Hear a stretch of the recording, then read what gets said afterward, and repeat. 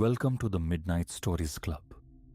Here, we don't chase sleep, we chase shadows. Each night, a tale is shared. Each tale darker than the last. Sit back. Light fades. The stories begin.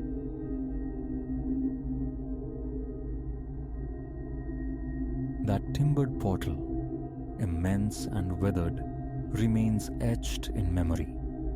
Late sun slanted across the cathedral's crumbling face, deepening the fissures like aged scars. All my years, I'd known its countenance only through locked gates and sightless windows. But on that particular afternoon, inexplicably, the iron gate stood ajar, a dark invitation. A tremor ran through me, a quickening beat against my ribs. I, Elian, a man steeped in faith since boyhood, felt an undeniable summons from the shadowed interior. Almost involuntarily, my hand met the wood. A shriek of tormented iron answered my push. Questions swarmed, yet onward I pressed.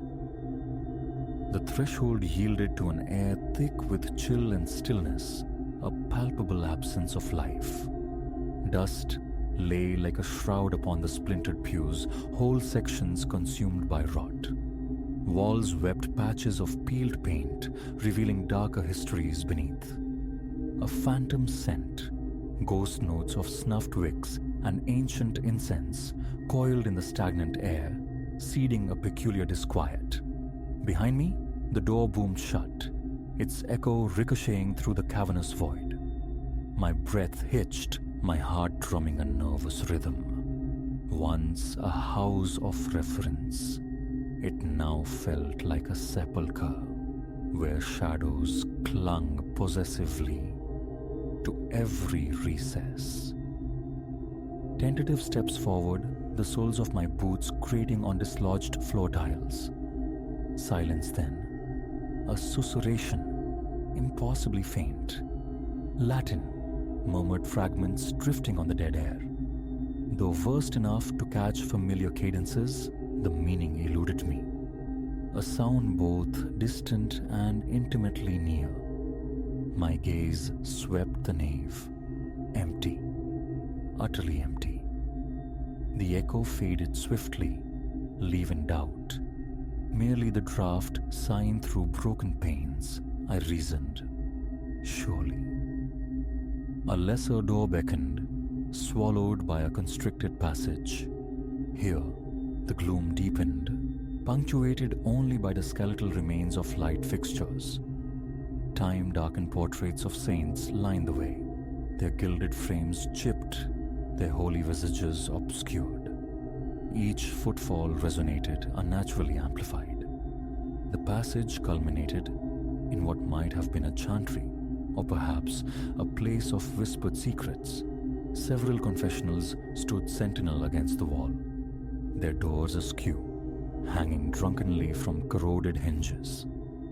The air hung thick with the scent of mildew and decay. The very wood seemed to groan under the weight of unseen years. A clammy moisture prickled my skin, a chill seeping through my coat. Curiosity overriding caution, I peered into one shadowed alcove.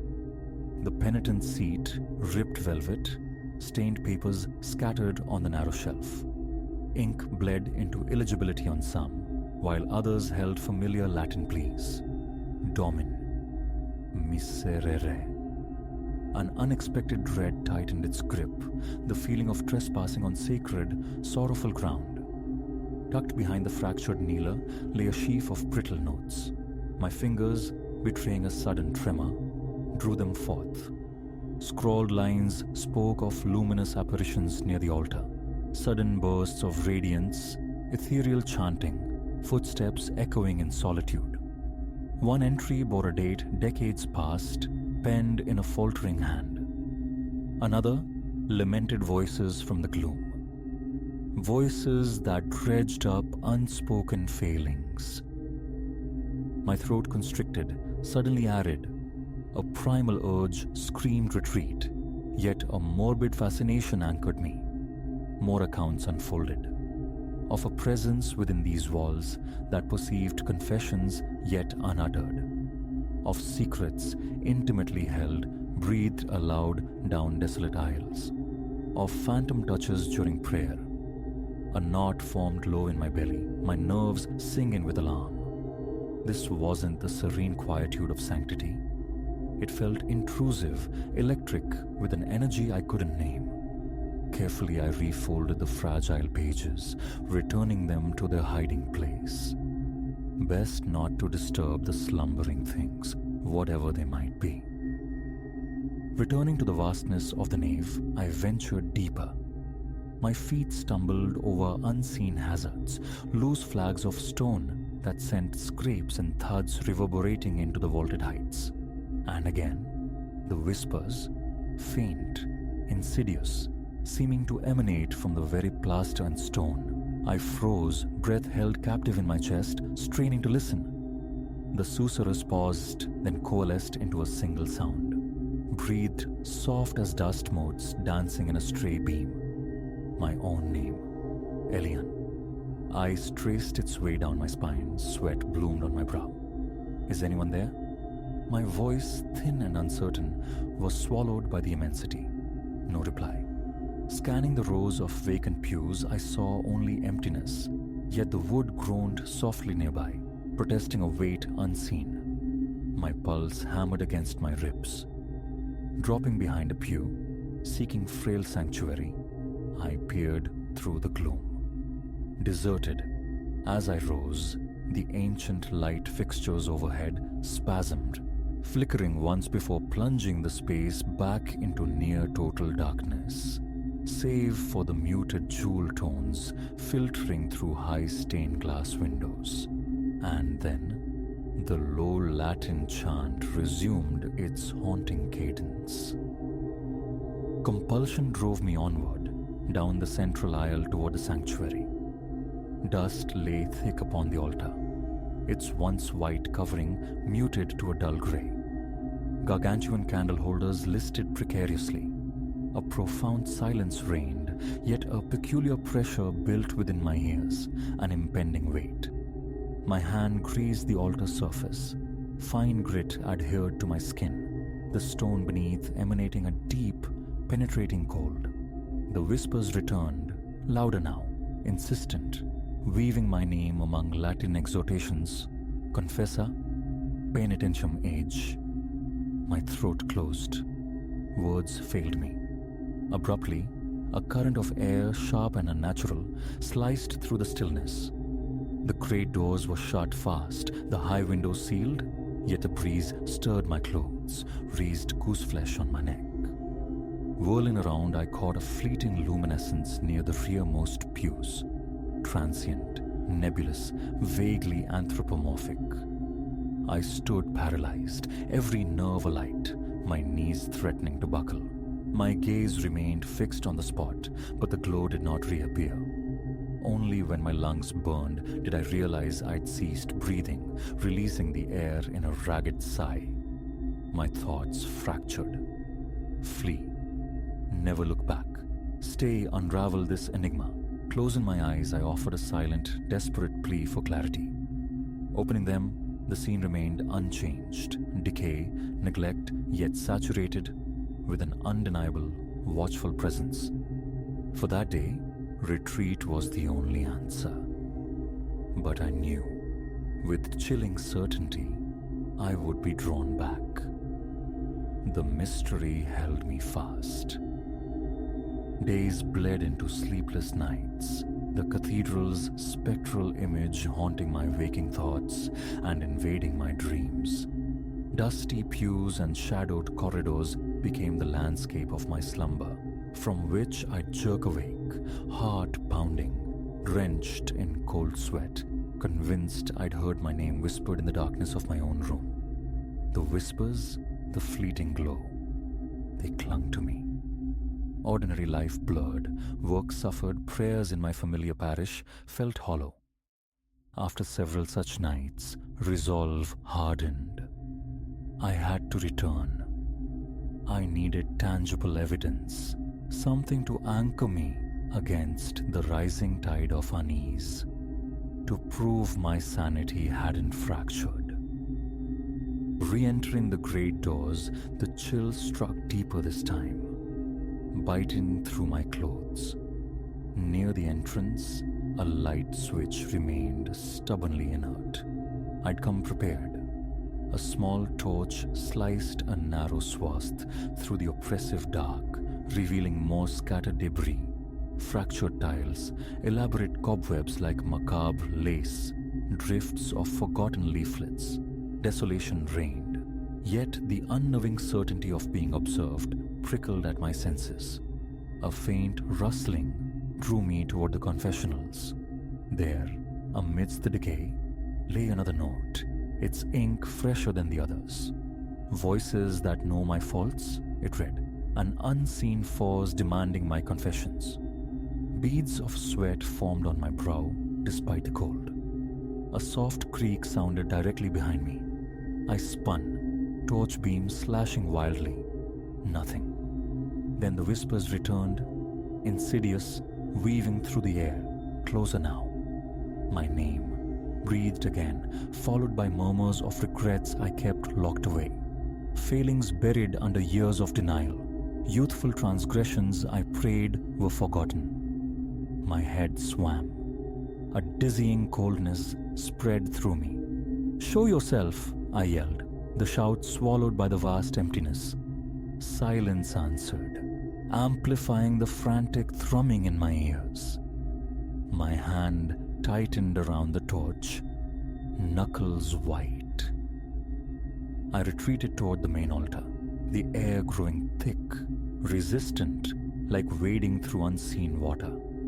My breath grew shallow, pulse pounding a frantic rhythm against my eardrums. Reaching the sanctuary, I swept the torchlight across the altar. For an instant, there, that incandescent shimmer pulsing near the desecrated tabernacle. My hand trembled, the beam dancing erratically, then gone. Dust motes swirled in its wake. Gathering courage born of desperation, I spoke into the void. "I am here," my voice raspy. "I don't understand what you require, but I am here." Absurd, addressing empty air, yet I continued. "Forgive my intrusion, my disrespect." The strange wind rose again, eddying around the altar stones. From beneath my feet, or perhaps from within the very foundations, arose a low, resonant chanting. My mouth turned to dust. Then a whisper, sharp and chillingly intimate, directly beside my ear. "Confessa." I recoiled, stumbling backward, words deserting me as a torrent of buried memories. Every lie, every failing, every doubt flooded my mind. A hand flew to my chest, trying to contain the frantic hammering within. I'm sorry," I stammered, the apology thin and inadequate. Gradually the chanting subsided, silence pressed in again. I waited, poised between terror and a strange expectancy. After moments stretched taut as wire, I turned and fled, escaping into the night, utterly spent and profoundly disturbed. The following week became a blur of compulsion. 4 more times I crossed that threshold, drawn by a force I couldn't resist. Each visit intensified the ordeal. The whispers grew bolder, more demanding, excavating specific shames, moments of deceit, crises of faith I thought buried forever. The psychic pressure mounted. I'd leave feeling physically ill, lightheaded, my chest constricted. Yet, the need to comprehend, to confront this unseen tormentor, outweighed the dread. By the 5th return, the cathedral seemed subtly altered, imbued with a sly sentience. Doors I distinctly recalled leaving open were now closed. Pews stood slightly askew from where I'd last seen them. Footsteps, distinct and heavy, sometimes echoed my own, only to cease the moment I turned. More desperate notes appeared, tucked into hymnals or wedged in cracked masonry, mirroring my own terrifying experiences. My well-being deteriorated sharply. Sleep offered no refuge. Concentration became impossible. Concerned friends inquired. I deflected with vague excuses about illness. Even the solace of my own church pew offered no escape. My thoughts invariably strayed back to the decaying grandeur and the voices within. A chilling conviction grew. Something resided there, something ancient and aware, feeding on human frailty. One final pilgrimage. I resolved this would be the last. I would offer what was demanded, then sever this unholy tie forever. Again, I chose the waning afternoon light, arming myself with a small silver cross clutched tight in my pocket and a thicker coat against the pervasive cold. Inside, the chill was immediate, visceral, cutting deeper than mere temperature. Shadows pooled thickly, the dim light from the high windows barely penetrating the gloom. Resolutely, I walked the central aisle to the altar. I stood before it, dusty cloth and listing candle holders my only congregation, forcing my gaze forward. My voice, when it came, trembled, yet I spoke aloud. Unburdening myself, I confessed. Every transgression, every doubt, every hidden shame I could summon. I laid them bare, stripped of excuse or adornment.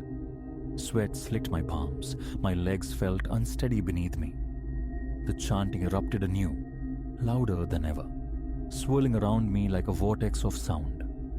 My ears roared, every muscle locked tight. The very air seemed to solidify, pressing down. Yet I persisted, speaking through the tumult, naming my faults until my throat was raw. Then, as suddenly as it began, the cacophony ceased. The ensuing silence was absolute, profound, broken only by the frantic thud of my own heart. Directly before me, that ethereal glow bloomed, brighter this time, almost blinding. My eyes stung, refusing to blink. Then, it imploded into the darkness. I stood gasping, mind reeling. Slowly, tentatively, a sense of release unfolded within my chest, like a tightly wound spring finally relaxing. No more whispers answered the silence. I strained my ears, nothing but the sound of my own ragged breathing. The air remained cold, heavy, but the acute sense of malevolent attention had lessened, as if my offering had, for now, sated the entity dwelling there. Deliberately, slowly, I walked back towards the great wooden doors, resisting the urge to glance behind me. Emerging into the fading daylight felt like surfacing from deep, cold water. I pulled the heavy door shut, the final thud echoing my own sense of finality. I have not returned. Since that day, whenever my path takes me past, the iron gate is invariably secured, the windows perpetually dark, the edifice resuming its mask of inert abandonment. Whether others are drawn into its shadowed embrace, whether the whispers still seek out receptive ears, I cannot say. I know only this. Confronting the darkness within myself seemed to quiet the voices without, loosening their grip. Yet, a residual disquiet remains. Passing that crumbling facade, I sometimes feel a prickling awareness, the phantom sensation of being watched by something cold and patient. My faith endures, yes, but it carries new scars, feels more brittle around the edges. And the memory of that voice, breathing my name in the suffocating darkness, that sound, I suspect, will echo within me always.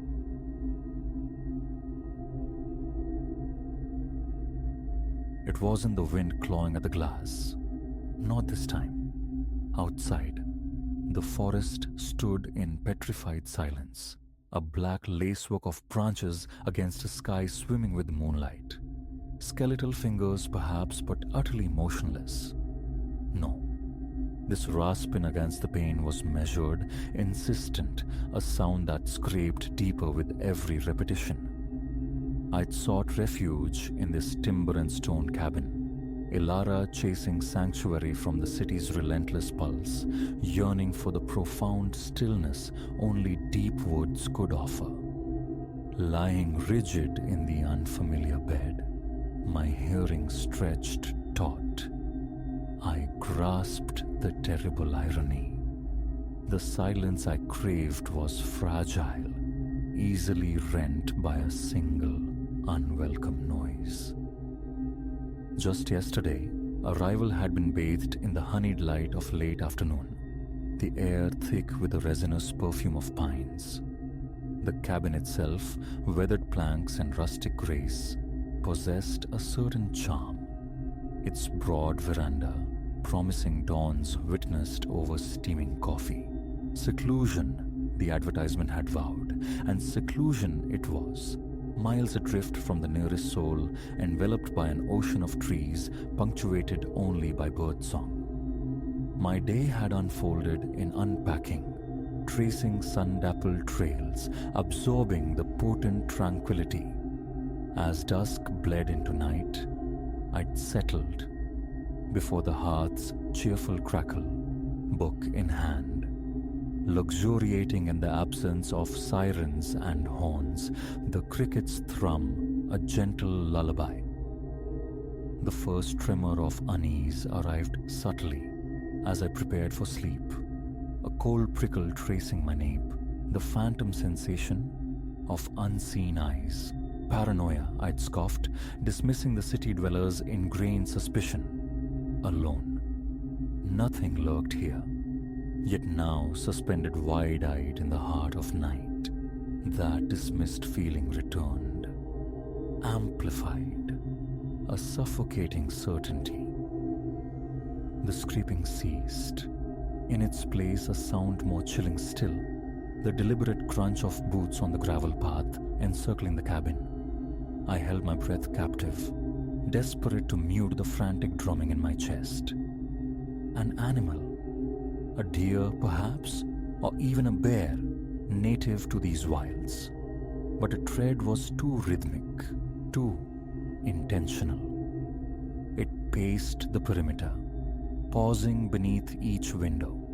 A drawn-out exhalation, heavy and close, seemed to mist the very air outside the glass.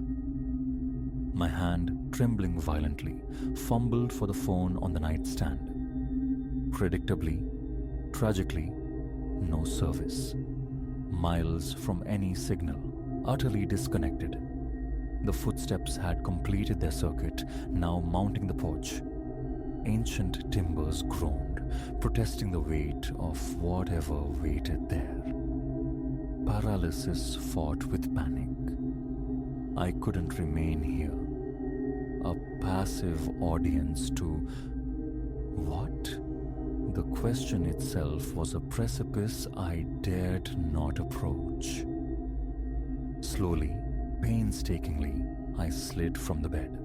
The floorboards, frigid against my bare soles, seemed to amplify my every movement as I crept toward the bedroom door. Easing it open, I flinched at the hinge's faint cry. Moonlight silvered the main room, transforming familiar furnishings into looming, distorted specters. My throat constricted as I navigated towards the front entrance. Tucked incongruously in the umbrella stand rested a baseball bat, a curious detail noted earlier, now a desperately welcome sight. My fingers closed around the smooth, cool wood, its heft a small anchor in the rising tide of fear. Silence descended upon the porch, an unnerving, absolute quiet. Pressing my ear flat against the door, I strained for any sign. Nothing. Had it departed? Was this merely a figment, born of isolation and an overactive mind? Relief began to bloom, fragile and tentative, just as a soft thud resonated from the porch. The sound of something being gently placed down, followed immediately and undeniably by the slow, deliberate turning of the doorknob. I staggered back, instinctively raising the bat. The lock. I hadn't secured the lock. Seduced by the illusion of Sylvan safety, the simple precaution had been forgotten. The door began its agonizingly slow swing inward, revealing first a sliver of star-dusted night, then more, then emptiness. It stood wide open, framing only the indifferent darkness. I remained frozen, bat poised, staring into the vacant threshold. The crickets had fallen silent. The entire forest seemed to hold its breath, listening alongside me. An eternity condensed into moments before I cautiously lowered the bat, taking a hesitant step. I needed to see, needed to know. Peering out onto the porch, empty. Another step, then another, until I stood fully exposed to the night. The cool air raised gooseflesh on my arms. My gaze swept left, then right, only shifting shadows and lunar glow.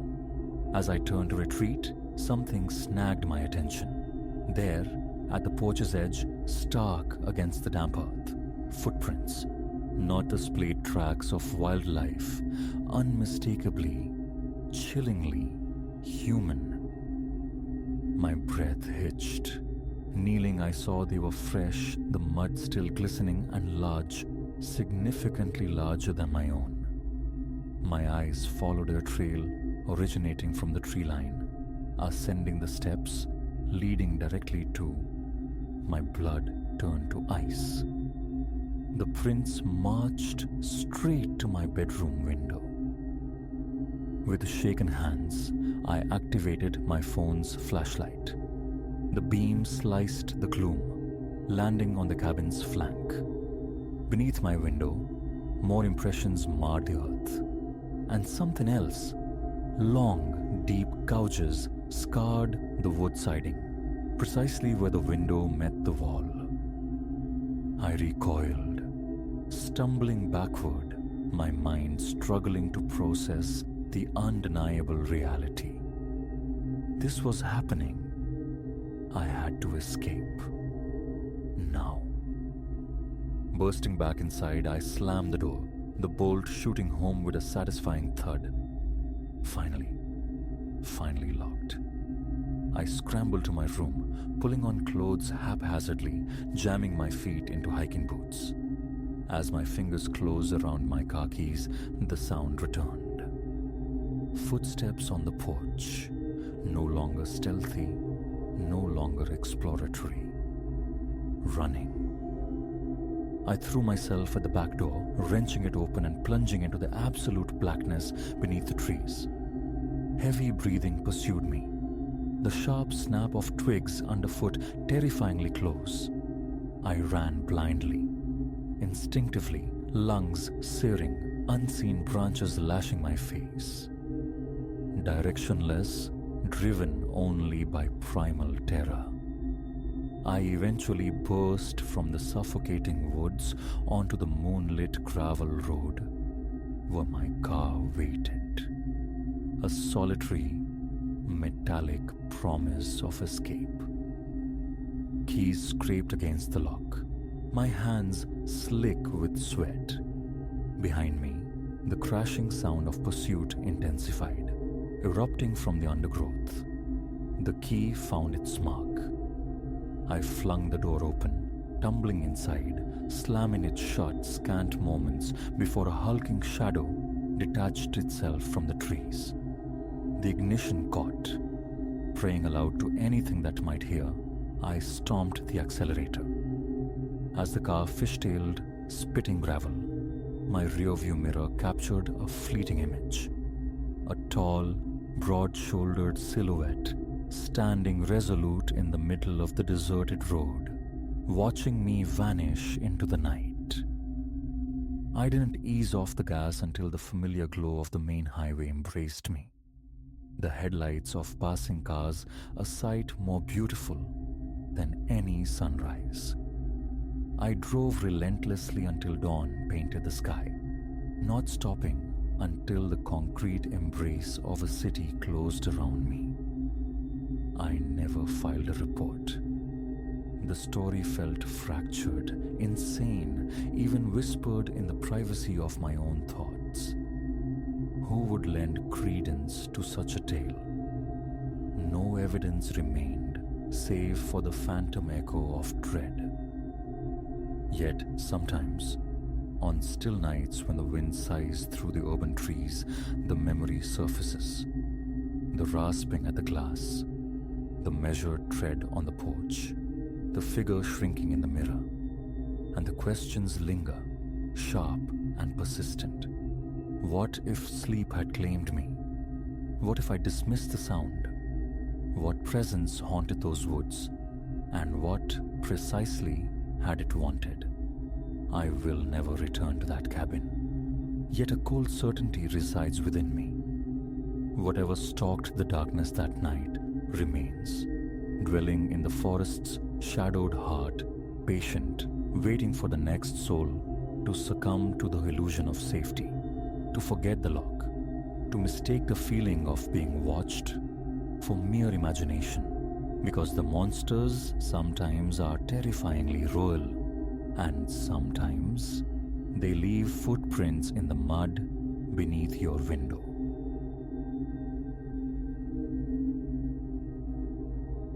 Let's be unequivocal. I traffic in spreadsheets and data, not spectral encounters or the phantoms whispered to haunt deserted corridors.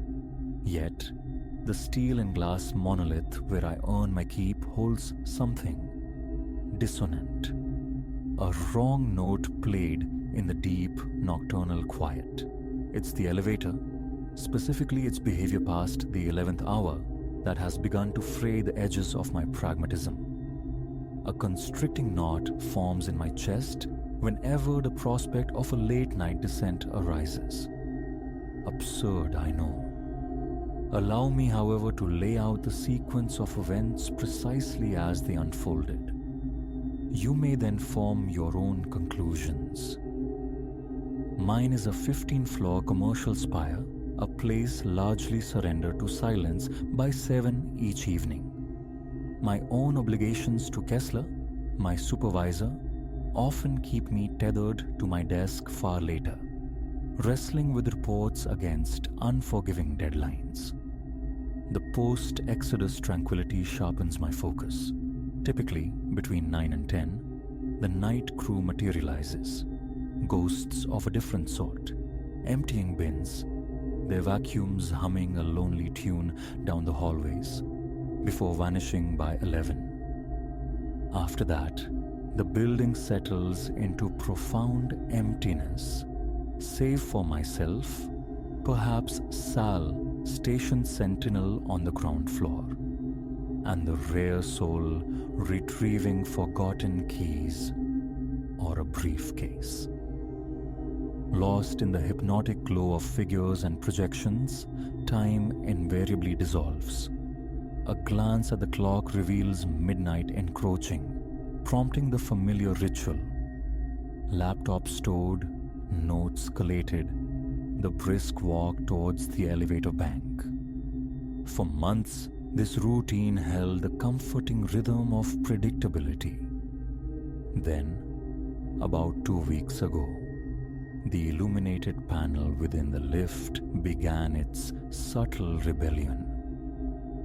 One evening, the clock reading roughly 11:20 p.m., I approached the main elevators on my floor, the 14th. The corridor stretched away, vacant under the hum of reduced lighting, the kind that always seems dimmer than it should be, bathing everything in a tired, sallow glow. I summoned the car. The wait stretched, punctuated only by the impatient tap of my shoe against the polished floor, my gaze fixed on the impassive steel doors. A soft chime announced its arrival. I stepped inside, pressed G for ground, and sagged against the cool rear wall, eyes heavy from hours of screen stare. Just as the doors whispered shut, I registered the faint luminescence of buttons 5, 7, and 10 glowing beside my own selection. A phantom touch. I checked my hands, nowhere near the panel. Attempting to extinguish them proved futile. The lights remained stubbornly lit. A simple glitch, I reasoned, as the elevator commenced its descent. Its first halt was the 10th floor. Doors slid open onto abyssal darkness, the corridor beyond lit only by the sparse, greenish emergency beacons near the ceiling. Leaning forward, I peered into the void. Nothing stirred. The silence felt absolute, heavy. I stabbed the closed door button, anxious to continue, but the elevator lingered, an unnervingly protracted pause, as if awaiting an unseen passenger. A prickle of gooseflesh traced my arms. A knot tightened in my gut. Finally, the door sealed and we descended to 7, an identical tableau. Darkness. Silence. Here, though, the air hung thick with the sharp tang of industrial cleaner, the ghost of recent mopping. Yet no cart, no sign of the night crew lingered. Again, that unnerving pause before the doors obeyed. The fine hairs on my nape prickled.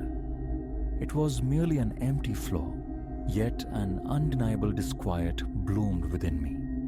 A potent sense that despite the vacancy, I was not entirely alone. Then, the 5th floor. The doors parted, revealing a hallway still bathed in the standard overhead light. Strangely, one office door stood ajar, a dark rectangle against the lit corridor, an anomaly, given that security protocols dictated all suites be locked tight by 7. The impulse to call out died on my lips, supplanted by a sudden, urgent wave of caution, a primal instinct warning against revealing my presence. My finger found the closed door button, jabbing it insistently. This time the doors responded without delay. The remainder of the journey to the ground floor was blessedly swift. I emerged into the lobby, expecting Sal at his usual post behind the expansive desk. He wasn't there. A quick scan located him outside the main entrance, wreathed in cigarette smoke under the sodium lamps. I offered a curt nod, saying nothing of the elevator's eccentricities. A technical fault, surely. The following day, the incident faded amidst the daytime bustle. Work proceeded normally until about 10:30 p.m. Task complete, I headed for the lift. That night, and the one after, passed without incident. The glitch, I concluded, had been a fluting anomaly. But then, several days later, it recurred. Nearing 11:45 p.m., I entered the elevator, pressed G, and watched dismayed as 8 and 13 illuminated themselves alongside my selection. I fought the urge to react, but my pulse hammered against my ribs, that familiar chill returning to my skin. At 13, the doors opened onto a palpable wave of mustiness, the scent of aged cardboard and stagnant air. I held my breath, straining to hear anything beyond the car's low hum and my own amplified breathing. Then, a faint clatter echoed from somewhere down the shadowed hall, sharp and distinct, like a dropped latch or piece of metal skittering across the floor. It lasted only a second, but I flinched violently. I slapped the closed door button, relief washing over me as the doors obeyed promptly. On the ground floor, Sal was engrossed in his phone. Again, silence seemed the wisest, least foolish course. An overactive imagination sparked by a faulty machine. Yet, the unease lingered. a persistent weight. My nights acquired a new, unwelcome tension. Completing my work became synonymous with anticipating the dreaded elevator ride. The building possessed a stairwell, naturally, but 15 flights downward, burdened by a heavy bag and the day's fatigue, felt like a penance my aching knees wouldn't easily forgive. So, I persisted with the elevator, despite the tendrils of apprehension it cultivated. Then came the Thursday night that fractured my resolve entirely. It was around 11:30 p.m. Final amendments to a marketing analysis were complete. Laptop secured. Notes gathered. I left the quietude of my 14th floor office. The corridor was a silent vault. I walked to the elevators, summoned the car, waited. When the doors opened, I stepped inside, hitting G almost reflexively. Immediately, 10 and 12 lit up beside it. I instinctively backed away from the panel, my heart accelerating, its frantic rhythm thudding in my ears. Stay calm. I tried pressing the rogue buttons again, hoping to cancel them. They remained illuminated, immutable. The elevator descended first to 12. The doors slid open. The corridor beyond was dimly lit, only 1 or 2 ceiling panels active, casting long, distorted shadows. My stomach clenched. Without stepping out, I leaned forward, gripping the doorframe. "Hello?" I called out, my voice sounding thin, swallowed by the emptiness. "Is anyone there?"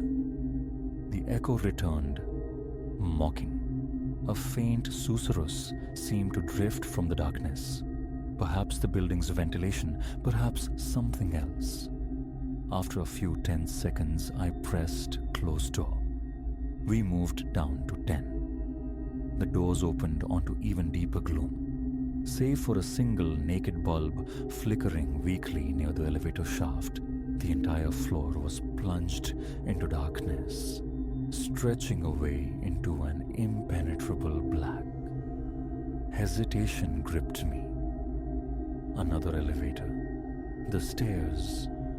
But the doors were already open, fatigue weighing heavily. I remained inside the car. That's when the sound began. A peculiar high-pitched squeaking like tiny wheels rolling across the floor. The sound of a small trolley, perhaps, or a piece of luggage being dragged. It emanated from the right side of the corridor, somewhere beyond the feeble halo of light cast by the elevator. My pulse surged. My throat went parchment dry. "Hey," I managed, louder this time. "Do you need help?" Silence answered. I listened, acutely aware of the sweat beading on my palms, my grip tightening on my laptop bag. Then, soft footfalls, barely audible, like someone walking away from the elevator. They faded within moments, leaving only the oppressive silence. I stood frozen, poised to slam the closed door button, when a sudden, violent bang reverberated through the hallway. It was the sharp, resonant impact of something heavy striking metal. I recoiled, shoulders jerking up to my ears. My eyes scanned the impenetrable darkness beyond the doorway. Seeing nothing, I jabbed the closed door button repeatedly, frantically. The elevator remained stubbornly open, suspended in time for what felt like an eternity. My gaze darted wildly, searching the shadows. The smell of disturbed dust filled the air, thick and acrid. Finally, agonizingly slowly, the doors began to slide shut. As they closed, the overhead light inside the elevator car flickered violently. Off, on, shrinking the space, inducing a suffocating wave of claustrophobia. My breath hitched. My heart hammered against my ribs with painful intensity. The sound seeming to echo off the mirrored walls. The subsequent descent was jarring, the car juddering slightly as if struggling against its own mechanics. My legs felt watery. I clung to the handrail, bracing for another stop, another spectral summons. But it didn't come. The elevator delivered me to the ground floor without further interruption. The instant the doors opened, I practically lunged into the lobby. Sal was there, near the desk, watching a small, flickering television. He glanced up, his gaze catching the residual panic on my face. "Everything all right?" he asked, a note of mild curiosity in his voice. "Just tired," I mumbled, unwilling, unable to articulate the experience.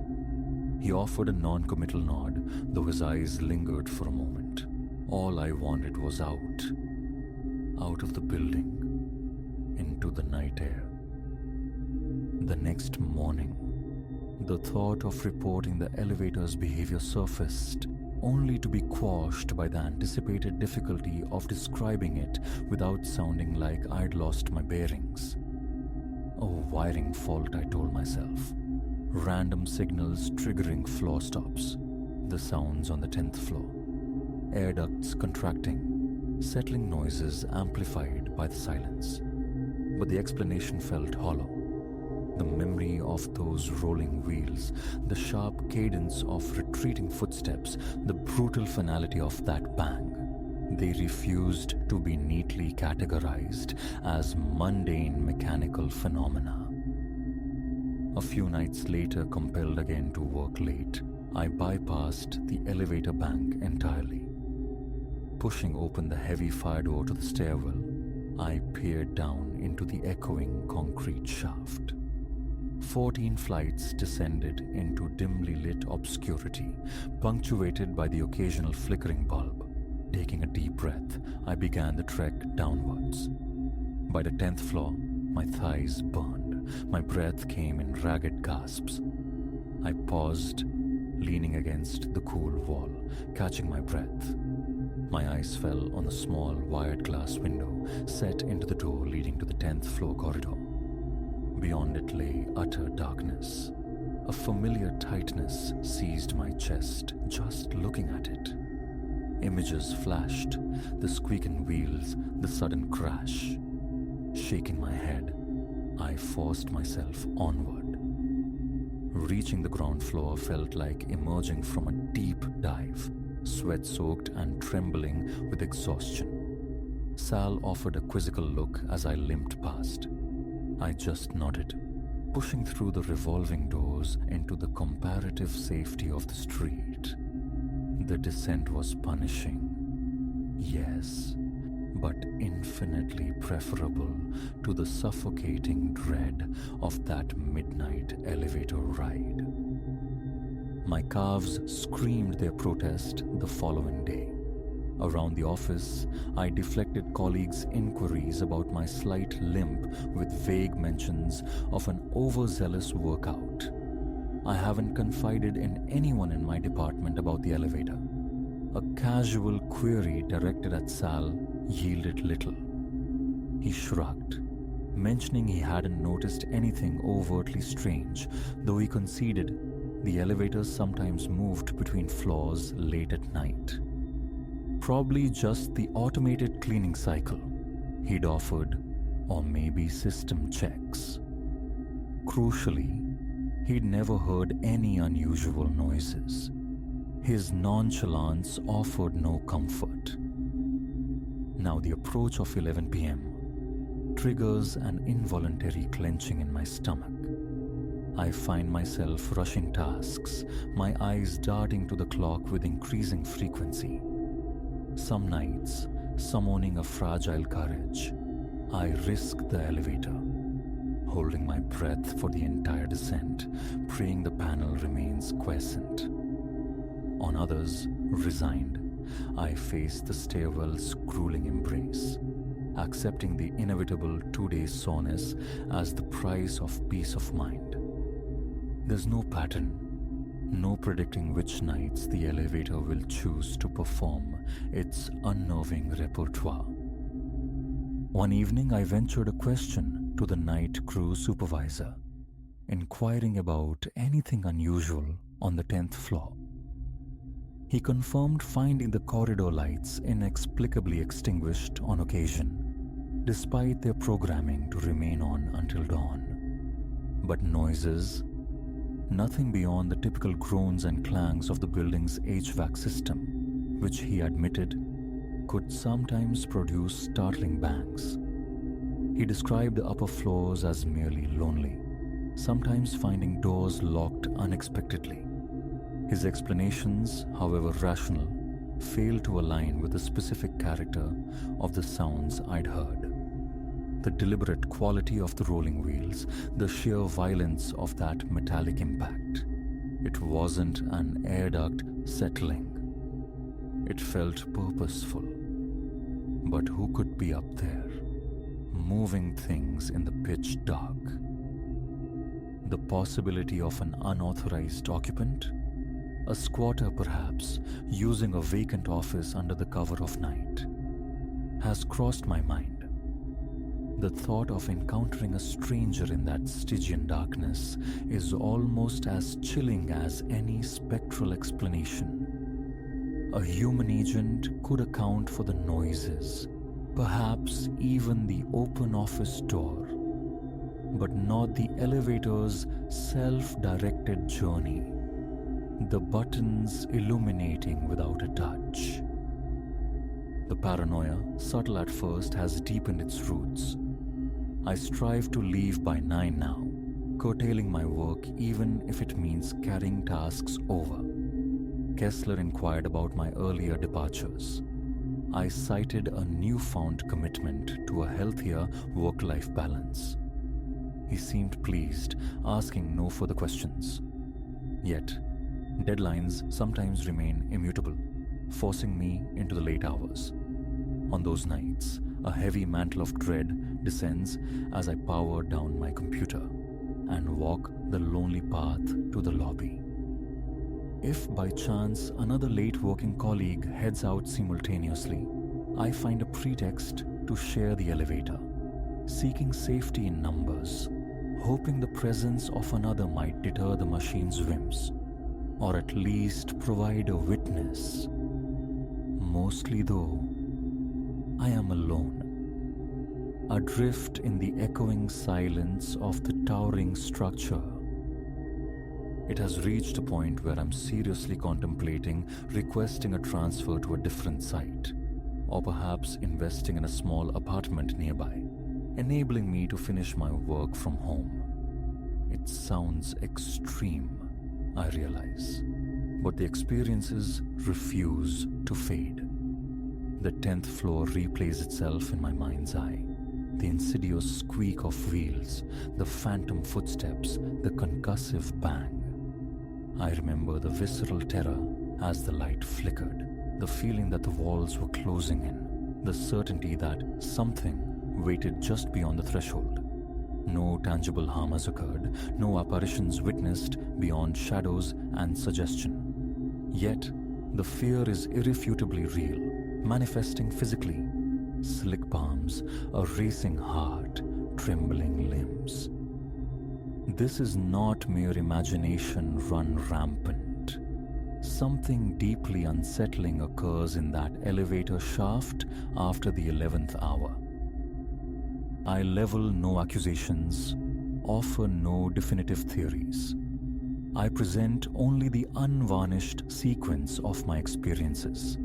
An elevator selecting floors of its own volition, opening onto deserted, often darkened corridors, punctuated by inexplicable sounds in the dead of night. This is not normal. Whatever resides in the nocturnal heart of this building, I am finished tempting fate. My work here continues, but caution is now my watchword. If departure after 11 becomes unavoidable, the stairs, however punishing, will be my route. That is my resolve. I possess no proof, only the chilling conviction born of what I have seen, what I have heard, and the visceral dread I can no longer afford to ignore.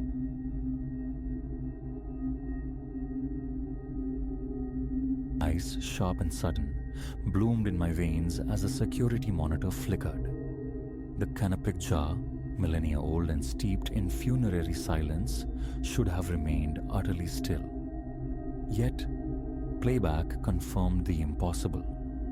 A spectral displacement between frames, a subtle migration across its plinth, untouched by any discernible hand.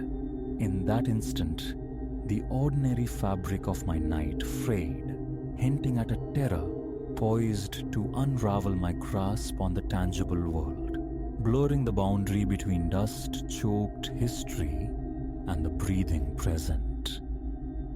6 months I'd haunted these halls as the night sentinel at the Civic Athenaeum, a post whose profound quietude suited my postgraduate existence, offering sanctuary for wrestling with ethnography texts. The rhythm was predictable. Clock in, patrol the echoing galleries, scrutinize the monitors, then lose myself in academic rigors. Somnolence, not specters, was the usual adversary. This night, however, promised a different kind of wakefulness. The shift began under unremarkable auspices. 10 o'clock saw me relieving Elias, the dayman, his mundane departure swallowed by the museum's cavernous hush. My initial circuit unfolded beneath the muted glow of emergency lighting, static displays casting elongated, skeletal shadows. The sepulchral ambience, usually a familiar companion, felt different tonight, charged with an unseen current. Or perhaps I was merely tired. Midnight approached. Eyes scanning the bank of screens, a flicker snagged my attention. Camera 7, trained on the Nile Valley collection. There, the exhibit's jewel, a 4,000-year-old libation vessel, had undeniably shifted. A fractional slide, perhaps an inch to the sinister. I blinked, rubbed gritty eyes, rewound. The digital ghost played again. Frame 1, normalcy. Frame 2, displacement. Preposterous, I breathed into the sterile air of the control room. I knew that display intimately. The jar, dense alabaster, resided behind reinforced vitrine, immovable. It couldn't have stirred. A phantom in the machine, surely, a digital hiccup. Rationalizing thus, I rose to investigate firsthand. Entering the Nile Valley wing felt like breaching a pressure seal. The air thickened, heavy with static anticipation, akin to the charged stillness preceding a summer deluge. At first glance, the chamber seemed undisturbed. The alabaster jar sat upon its pedestal, hieroglyphs whispering silently under the low illumination. Yet, drawing closer, a jolt went through me. It had moved. The meticulously painted Wadjet eye, eternally vigilant, typically gazed room center. Now, its potent stare was canted distinctly, unnervingly to the left. A tremor traced its way up my spine. My conviction, moments before so certain, crumbled.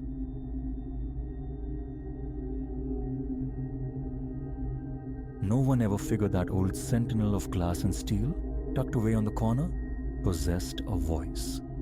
Disconnected, the townsfolk murmured, years stripped bare of dial tone, service, life.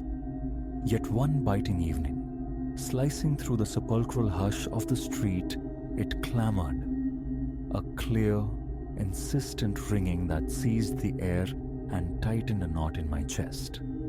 utterly nonsensical. That sound, that specific vibration in the frosty air marked the precise instant my faith in the predictable fabric of this place began to fray. Elias is the name I go by. 6 months prior, I'd migrated to this hamlet, this sliver of civilization, summoned to lend a hand at my uncle's garage. His joints ache now, the smell of oil and gasoline less appealing than quiet afternoons. So, I manage the patrons, wrestle with minor engine troubles, attempt to impose order on chaos. Excitement? Hardly. But the unhurried rhythm suits me. A single artery of asphalt constitutes the main road, flanked by one solitary tavern and skeletal remains of forgotten businesses. Sleep claims the inhabitants early, leaving the nights vast and empty, perfect for aimless wandering when slumber evades me. That telephone booth stands sentinel beside the carcass of a convenience store, shuttered long ago. Plywood sheets like blindfolds cover its windows. Graffiti whispers faded insults on the door. Rust blooms along the booth's metal seams, its glass panels fractured like old ice. Inside, the receiver dangles from a coiled metal umbilical cord, paint flaking around its cradle. Months back, driven by idle curiosity under a pale sun, I'd lifted it. Silence. Dead as the store beside it. Or so belief dictated. Then came that night, barely a week past. Returning from the tavern, the taste of 2 beers lingering, the air a sharp inhalation against my skin. Habit usually steered me down a side lane, a shortcut homeward, but an unseen current pulled me toward that corner. Proximity amplified it. The sudden jarring shriek of a telephone. I froze, eyes locked on the booth. Inside, unmistakable, the phone pulsed with sound. A swift scan revealed empty sidewalks, the derelict store swallowed by shadows. No witnesses. Hesitantly, drawn by a morbid magnetism, I approached. The booth door groaned, a rusty complaint against the intrusion. My heart hammered against my ribs, not fear of a mere telephone, but of the profound wrongness of it. I snatched the receiver. The instant it met my ear, the ringing ceased. Absolute silence descended, profound and heavy. Only the frantic rhythm of my own breathing echoed in the void. Hello? A tentative query repeated into the emptiness. Nothing answered. Not even the faintest hiss of static. It felt like a pocket of vacuum, a muted dimension. Gooseflesh prickled across my arms. I returned the receiver to its cradle, the click unnaturally loud, and retreated into the night. The following day demanded normalcy, a deliberate forgetting. I mentioned the incident to my uncle. A shrug was his reply, mumbled possibilities of crossed wires, perhaps the beer playing tricks. Indifference radiated from him. A couple of neighbors offered only peculiar glances when I broached the subject. One old-timer hinted at stories concerning the booth, then abruptly sealed his lips, unwilling to elaborate. A disquiet settled within me, a pebble of unease I couldn't dislodge. Letting it rest felt impossible. So, a decision formed. Revisit the corner that evening. A vigil to see if lightning, or rather ringing, would strike twice. 9 o'clock found me leaving my apartment. The air possessed a chill that stung the nostrils. The streetlights above flickered with their customary rural indecision. Reaching the corner, I waited. 5 minutes stretched into 10. Silence reigned. A fool's errand, I thought, turning for home. Scarcely a few paces taken, and it returned. That jagged, insistent clamor slicing through the quiet dark. I spun around, shoved open the protesting door, and seized the receiver. This time, a presence. Breathing slow and ponderous rasped faintly on the other end, the sound of immense effort held in check. My heart leaped, a frantic bird against my throat. "Who's there?" I demanded, voice tight. Silence, punctuated only by that labored respiration. My palms grew slick. A strange stiffness invaded my legs. "Hello? Can you hear me?" The breathing hitched, quickened momentarily, then abruptly severed. The line fell dead. A few seconds I stood frozen, adrift in the unsettling aftermath.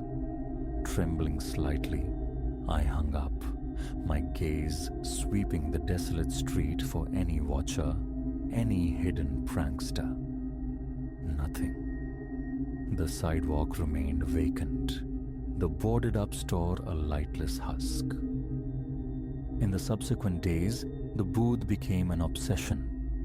Queries directed at locals yielded dismissals or nervous evasions. An elderly patron at the tavern, fueled by cheap whiskey, spoke vaguely of rumors, inexplicable calls emanating from the dead booth. Details remained elusive. The town's minuscule library offered no solace. Archived newspapers held no dramatic accounts, no official record of anomalies tied to that corner. Yet the whispers persisted. Shadowy narratives passed in low tones. Tales of the phone ringing, despite its severed connection, of those who answered hearing only static, unnerving silence, or, some claimed, the faintest of whispers. No substance, no proof, just lingering folklore. Superstition holds no sway with me. Practicality is my creed. Yet the sheer illogic gnawed at me. An explanation remained tantalizingly out of reach. Thus, I resolved to maintain my nightly vigil for the remainder of the week. Around the same hour, I'd make my pilgrimage. 2 nights yielded nothing but the sight of the forlorn, abandoned booth, looking increasingly pathetic under the flickering sodium lamps. Then, on the 4th night, just as weary resignation began to set in, the ring erupted anew. I jolted, the sound sharp as a physical blow. Inside again, receiver snatched hastily. "Hello?" A crackle preceded it. Then the breathing returned, faint, erratic. I fought for composure, my pulse a frantic drumbeat. "What do you want?" The question felt absurd, addressed to empty air, yet the need for an answer was overwhelming. The respiration deepened, grew heavier. Then something akin to a single syllable brushed my ear, too fragile, too indistinct to decipher. Cold sweat beaded on my brow, despite the frigid air. "I can't hear you," I insisted, raising my voice. "Speak up." Abruptly the line clicked, plunging back into silence. A frustrated sigh escaped me. My fingers trembled. My throat felt parched and raw. Driven by a new urgency, I examined the booth's exterior. Behind it, the telephone line, the thick black cable, was undeniably severed. Cut clean through, its frayed end dangled uselessly. No power, no connection, no possibility. This stark physical evidence sent a fresh wave of dread through me, colder than the night air. I stepped back, eyes darting between the lifeless cable and the phone within its glass cage. Logic fractured. My stomach clenched. My thoughts spun in dizzying circles. Relaying this discovery to my uncle the next morning elicited only a weary sigh. Obsessed, He called me, warning me to let sleeping dogs lie, to cease stirring up forgotten anxieties. He never specified what he'd heard, what specters haunted the town's memory, but his pallor deepened whenever I pressed him, deftly changing the subject each time. Around town, I began noticing the glances more acutely. A couple of people inquired, with strained, forced levity that didn't quite mask an underlying tension, if I'd managed a chat with the caller. The pressure mounted internally. Sleep became fragmented, unreliable. I'd jolt awake in the deep hours, convinced I could hear the distant phantom ringing. On the sixth night, I fought the urge, burrowing under the covers, commanding my mind to rest. Useless. The compulsion was too strong. Coat donned, boots laced, I found myself heading back to the corner near midnight. The streets lay deserted under a vast, indifferent sky, the moonlight casting dull, flat shadows. Reaching the booth, I waited. My breath plumed white in the glacial air. Numbness crept into my fingers, forcing them into pockets.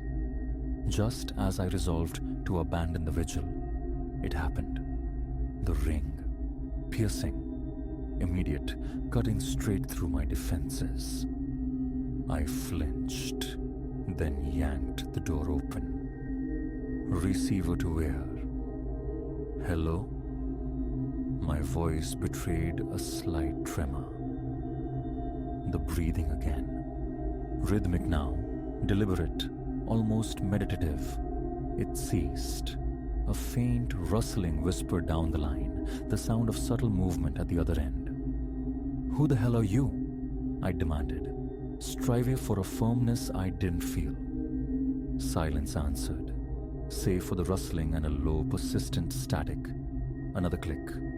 Dead air. Fury surged, hot and tight, in my chest. I slammed the receiver down with excessive force. Enough. The tension was unbearable. An involuntary kick lashed out, striking the booth's metal flank. It shuddered. The fractured glass panes rattled ominously. A sharp pain shot through my toe. Then, a soft thud from within the phone's casing, as if something small had been dislodged. My eyes scanned the empty street, searching for any flicker of movement, any sign of life. Only stillness met my gaze. The following day, I located a local technician, a man rumored to possess arcane knowledge of antiquated telephone systems. I described the situation, the inexplicably ringing booth. He regarded me with frank skepticism, but agreed, perhaps out of curiosity, to accompany me after closing his shop. Around 7 that evening, we converged on the corner, his toolkit and flashlight beams cutting through the twilight. He opened the phone's internal panel, revealing corroded wires, ancient connections veiled in dust. He pointed to the severed external cable, confirming my observation. Attaching a small diagnostic device, he searched for any trace of current, any phantom electrical pulse. The meter remained stubbornly at 0. No juice, he declared, shrugging. Impossible for this thing to get power.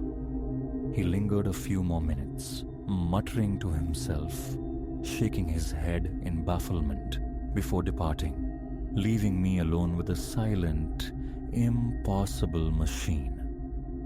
I stared at the receiver, half expecting it to ring the moment his back was turned. Returning later that night, I anticipated silence. Surely the technician's probing had exorcised the phantom. For a solid hour, I paced in the biting cold, a solitary sentinel before the glass box. A stray cat materialized from the shadows, observed me with feline indifference, then vanished. The distant rumble of a truck on the main road swept headlights across the scene. Otherwise, stillness.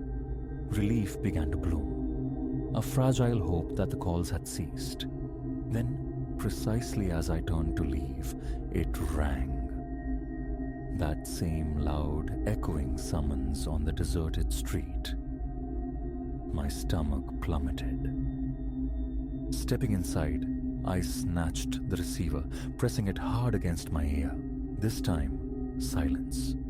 I offered no greeting, just listened, heart hammering against my ribs. The quiet stretched, thick and expectant. Then, a faint inhalation, barely audible, imbued with something like nervousness from the other side. "I know this phone is disconnected," I stated, my voice low but steady. "How are you calling me?" A pause hung in the air. Then the breathing resumed, louder now. My hand, I noticed, trembled where it gripped the cold metal cord. My mind raced, conjuring images of hidden tormentors with cell phones, elaborate hoaxes, yet the street remained stubbornly empty.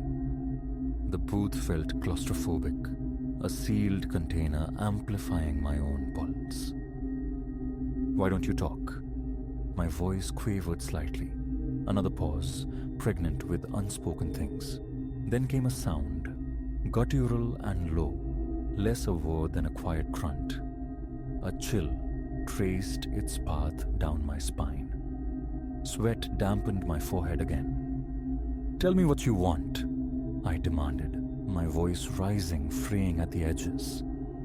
The click echoed, sharp and final.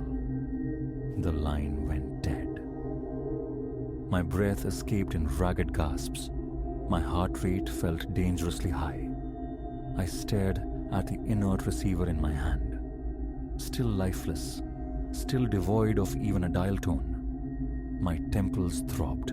Stepping out into the cold, I scanned the surroundings again. No movement.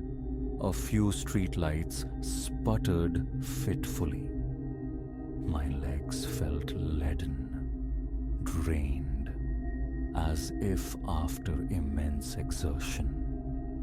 I trudged homeward, the chill seeping deep into my bones. For several days, I actively shunned the booth. I altered my routes, buried myself in the grease and grime of the garage. Sleep returned, fitfully at first, then more consistently.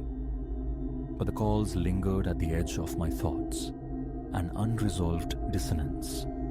The rumors, the severed cable, the silent breathing, a constellation of impossibilities with no guiding star of explanation.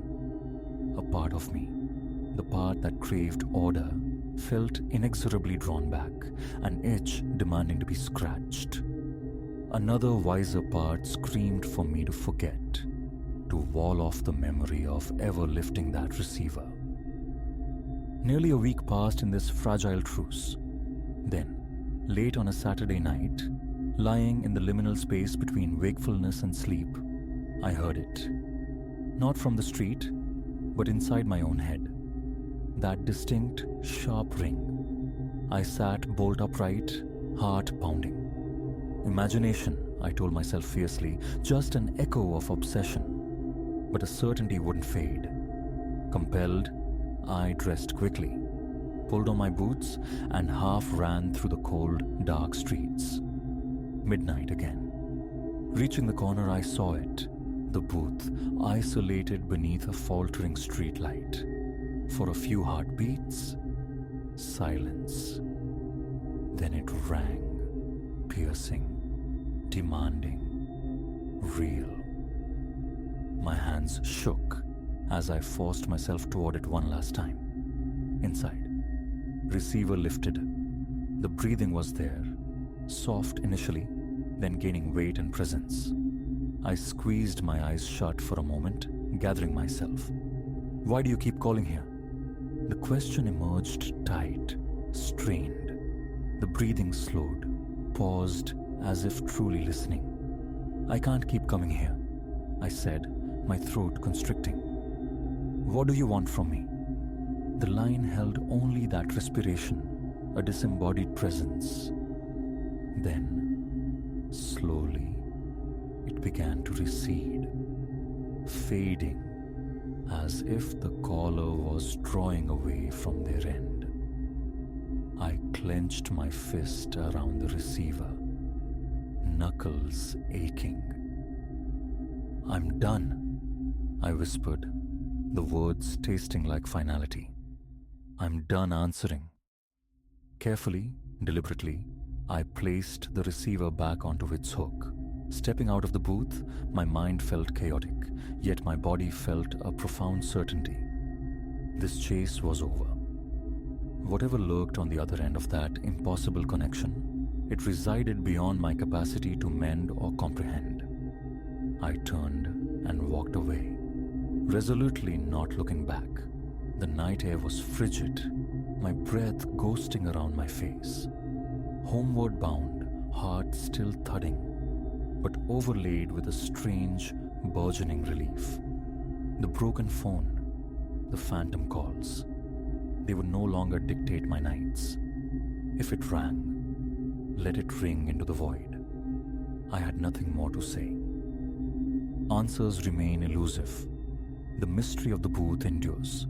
Who or what occupied the other end of that deadline is a question I've relinquished. The townsfolk still cast sideways glances, their expressions unreadable.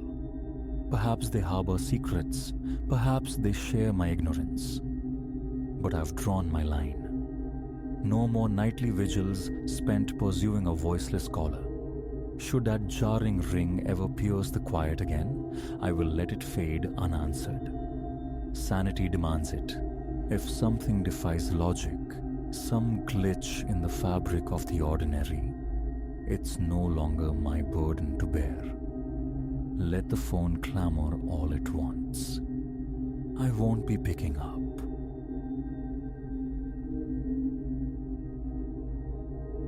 Sleep shattered. A metallic rasp at the lock, a key turning, yanked him from oblivion. His heart hammered against his ribs. 3 or 4 a.m. glowed accusingly from the phone screen beside the bed. A parched mouth, the ghost of stale tobacco clinging to the airless quiet. 2 nights marooned here, in this scabrous motel room, clinging to the city's frayed edge, banished from a life where the keys suddenly refused his own lock. Beneath a blanket thin as regret, he lay rigid, every nerve straining to hear. A rattle shook the flimsy door panel. Again. Then the handle, groaning, began to rotate. But he'd secured it, doubly so. The cheap chain, the tarnished brass bolt slid firmly home. A tremor seized his left hand as it fumbled across the nightstand, finding only a half-drained water bottle, a pathetic talisman. Darkness reigned, save for the sickly pulse of neon bleeding through the window, from the motel's stuttering sign. Shapes resolved, the door's defiant outline, the threadbare carpet, a monstrous armoire leaning tiredly, burdened by a tall, unsettling mirror, an interloper, that mirror, propped in the corner, warping the room's reflection into strange geometries. Even cloaked in shadow, its presence pricked at his unease. Breath drawn slow, deliberate, through the nose. Silence. His own heartbeat, a frantic drum against his bones. The handle ceased its movement. He held his breath, listening for the sequel. A footfall, a hushed word, a shadow sliding past the grimy curtains, only the city's distant murmur, the refrigerator's soft, asthmatic sigh. Minutes stretched taut. The vise around his chest loosened fractionally. Phone screen again, 3:07 a.m. His throat raw. A phantom sound? Hallucination born of sleeplessness? No. The key's scrape had been undeniable, a shard of reality in the disorienting night.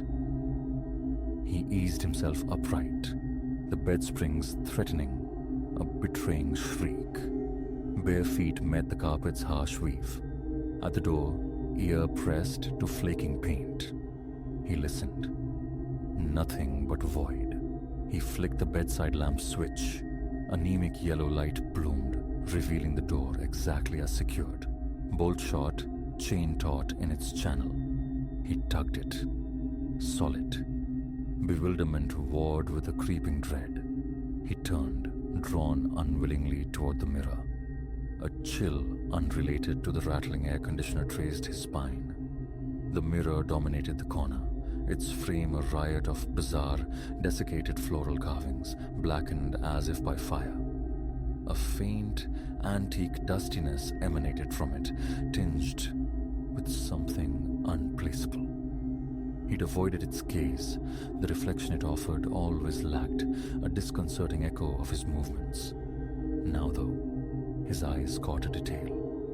In the glass, the reflected door chain drooped, hanging lower than the actual chain before him. He blinked, squinted. A trick of light, an illusion born of the warped glass. He raked damp fingers through his hair, slick sweat at his neck. Retreating to the bed, he lay staring into the darkness until the first grey light, his pulse a quiet, insistent rhythm against the silence. Dawn seeped through the stained fabric of the curtains, thin and grey. He rose, the night's tension still prickling beneath his skin, like static. His first move, the door. A jolt went through him. The brass bolt, slid home with such certainty hours before, was retracted. The chain swung loose, inert. He remembered a decisive click of engagement. Now, nothing. As if it had never been secured. A knot tightened in his gut. His hand trembled, reaching for the knob. It turned effortlessly. The corridor beyond lay vacant, smelling faintly of stale beer and ancient dust mites. No one. He pulled the door shut, slammed the bolt home again, shoulder pressed hard against the wood for reassurance. His gaze swept the room. The scarred armoire, the sway-backed bed, the forlorn armchair, the mirror impassive in its corner. No hint of intrusion. Utterly undisturbed. He scrubbed at his eyes, forced deep breaths. Escape. The imperative screamed in his mind. But where? His previous existence, shed like a skin in haste, offered no refuge. This desolate motel, cheap and incurious, was his only haven, however compromised. He reached for the bedside phone to summon the front desk. Deadline. Silence hummed back at him. He riffled through the laminated menu and local guide festering on the nightstand.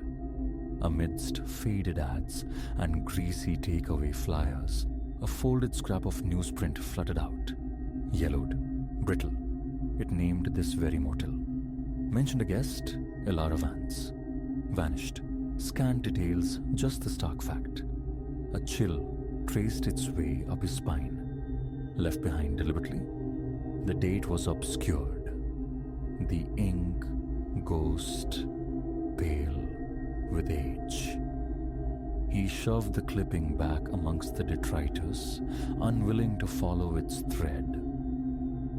The long day stretched ahead, a canvas for anxiety. He paced the confines of the room. Showered under a tepid, grudging stream, the soap yielding a faint, rancid perfume. Tried to anchor his thoughts in the mundane. Futile.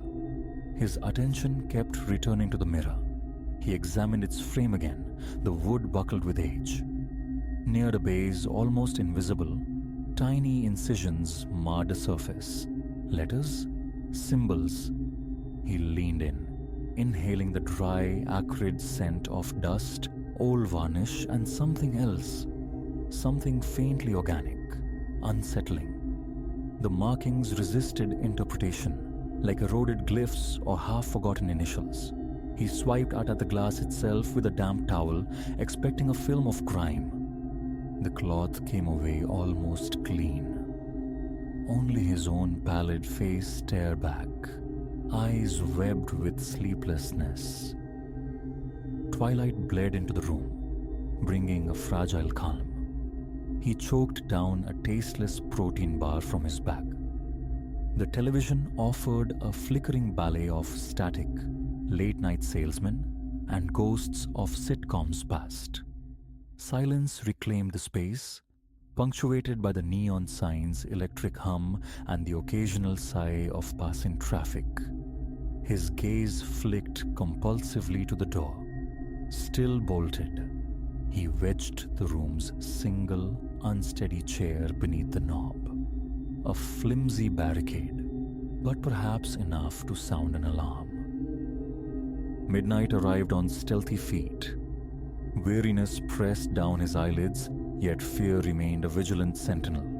Sleep, when it finally claimed him, was shallow, measured by his own quiet breaths.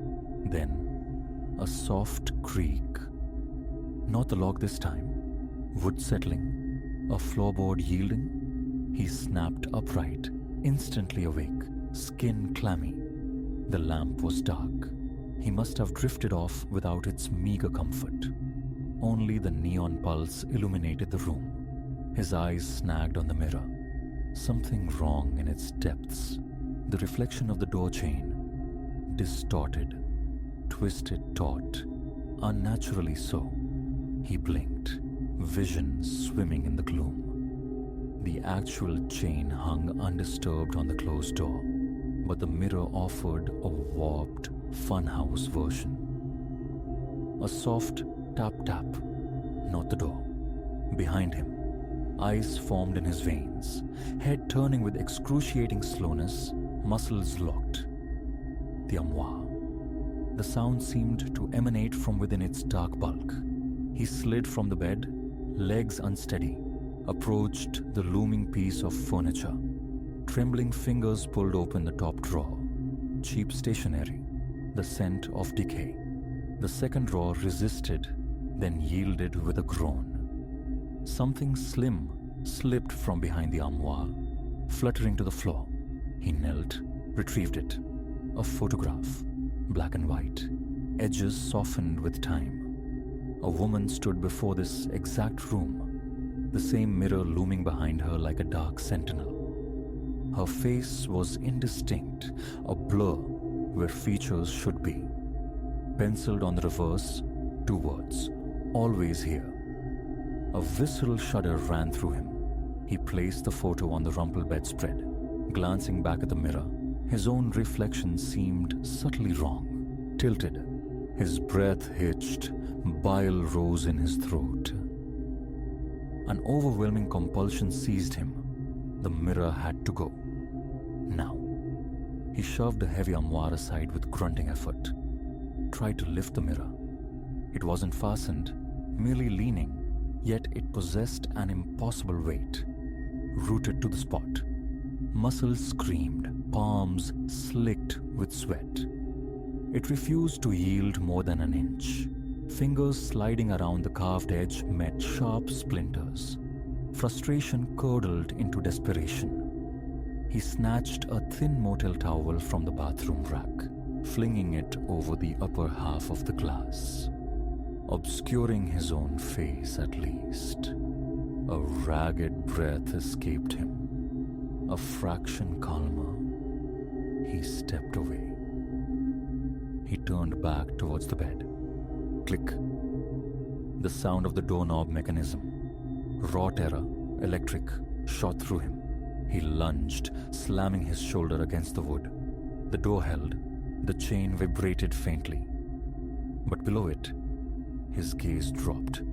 The brass bolt was smoothly, silently retracting, sliding back into its housing with a soft shink, propelled by unseen force. His heart detonated against his ribs. He slapped a hand over the bolt, pushing, resisting. It felt slick, wrong, refusing purchase. Arms trembling violently. He held it for a frantic second, then staggered back, breath tearing from his lungs. Was that a laugh, thin and dry, or just the ragged sound of his own panic? He spun to face the mirror. The towel had slumped, exposing the glass again, and the reflection dear God. Its eyes weren't meeting his. They stared askance, fixed on some point elsewhere in the room. He took a shaky step closer, nausea churning. Legs felt like water. Sweat beaded on his temples. The mirror surface seemed to ripple, filmed with a greasy distortion. His reflection's mouth twisted, curving into something that mimicked, yet mocked, a smile, unbearable. He scrambled for the knob again, driven now only by the need for flight. Damn the hour. The chain lifted away without resistance. The bolt, moments before an object of impossible struggle, now slid back with frictionless ease.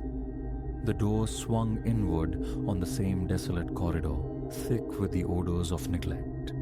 He snatched his bag, stumbled into the dimly lit passage, possessions forgotten. Anything to escape the suffocating presence, that malevolent mimicry in the glass.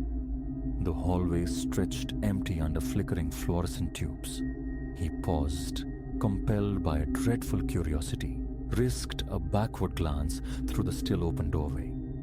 A final glimpse of the mirror, and in that stuttering, unreliable light, he swore he saw it. A flicker of movement behind. The reflection. An outline darker than shadow, definitely not his own. A violent lurch in his chest. He slammed the door shut, the sound echoing flatly. Outside, the pre-dawn air was cool, the sky bruising towards grey. Keys trembled in his grasp.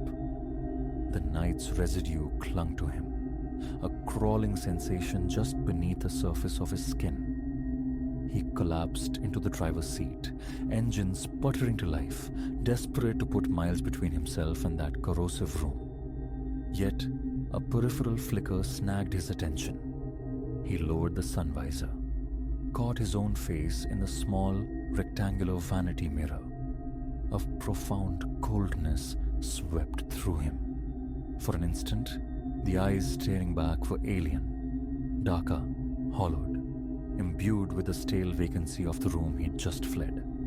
He slapped the visor back into place, knuckles white. Pulling away from the motel, the certainty settled deep in his bones. He hadn't left entirely alone. Some part of that mirror, its watchful presence, had latched onto him. A parasitic dread now lurking just behind his own eyes. Waiting.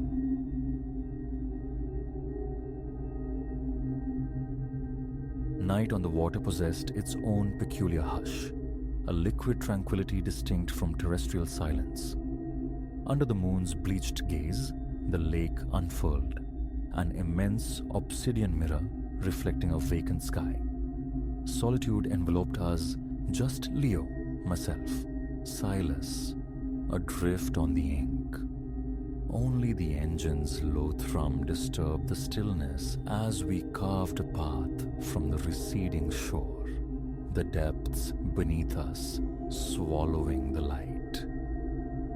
Leo helmed the boat, guiding us toward the lake's heart, that familiar sanctuary where we'd cut the motor and surrender to the nocturnal calm. Our summer rite, this escape from the clamor. No glowing screens, no demands, only water meeting heavens. Yet tonight, the customary solace felt thin, brittle.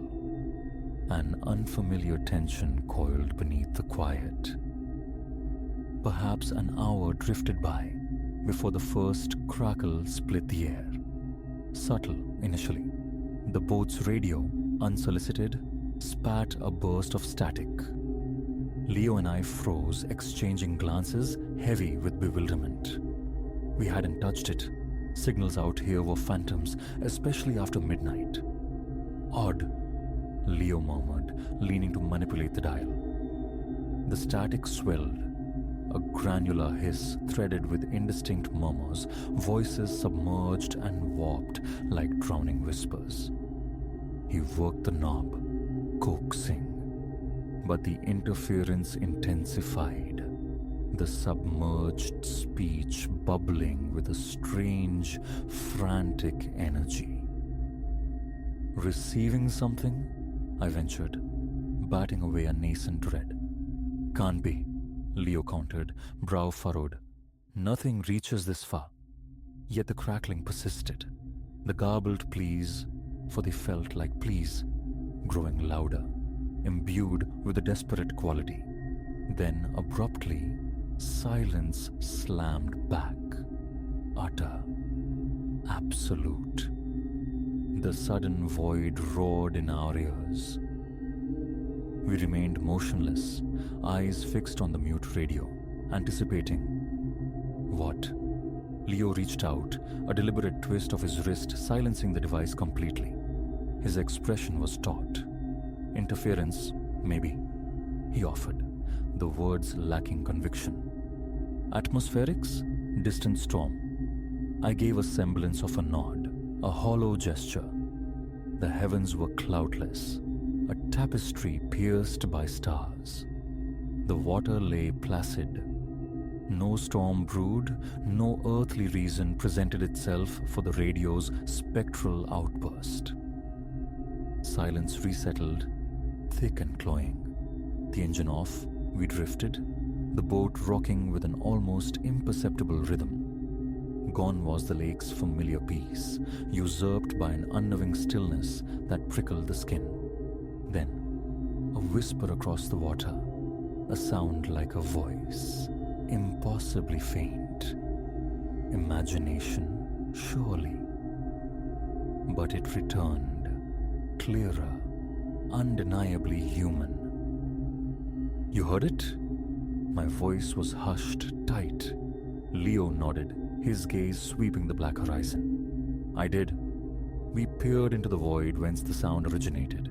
Only moon-slicked water stretched before us, the distant shore a smudge, no lights, no vessels. Barren. Stranded. Leo proposed, the question hanging unanswered. This far out? Doubt laced my reply. Who would be? Again the summons, sharper this time, a man's voice, taut with exertion. Help! Ice traced my veins, proximity without presence. Leo snatched the flashlight, its beam slicing the night, interrogating the water surface. Futile. Only ripples answered the light. Where? Leo breathed, voice strained. Is it coming from? Motionless, we listened, the beam dancing nervously. The cry repeated, impossibly nearer. Yet the source remained elusive, seeming to emanate from the very air, the water itself. An ambient plea. The wrongness of it settled deep in my bones, a primal certainty that defied logic. The lake held its breath, empty, yet filled with this disembodied anguish. Help! A raw, desperate sound. Do we investigate? The question felt thick on my tongue, the prospect chilling. Leo paused, then gave a slow, reluctant nod. Can't ignore it. If someone's truly in distress. The engine sputtered, then caught, propelling us toward a phantom sound. The flashlight beam continued its fruitless quest across the black expanse. Closer, louder, the voice persisted, tightening the knot in my chest, my knuckles white on the gunwale. Then, nothing. Silence crashed down again, absolute.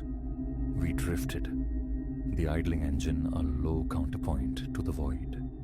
The beam painted circles on empty water. Vanished? I murmured. Less a question, more a dazed observation. Leo shook his head, jaw tight. No idea. Time stretched, measured only by the gentle rocking of the hull and the rising tension between us. The voice remained absent. Leo killed the engine again, surrendering us to the drift, to the listening, the waiting. The silence felt charged, expectant. Just as the thought of retreat surfaced in my mind, the radio exploded. No subtle crackle this time, but a violent eruption of static, sharp and hostile, underscored by a piercing whine that set teeth on edge. And the voices?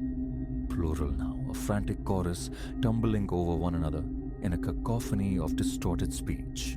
Leo lunged for the controls, twisting knobs futilely against the escalating sonic assault.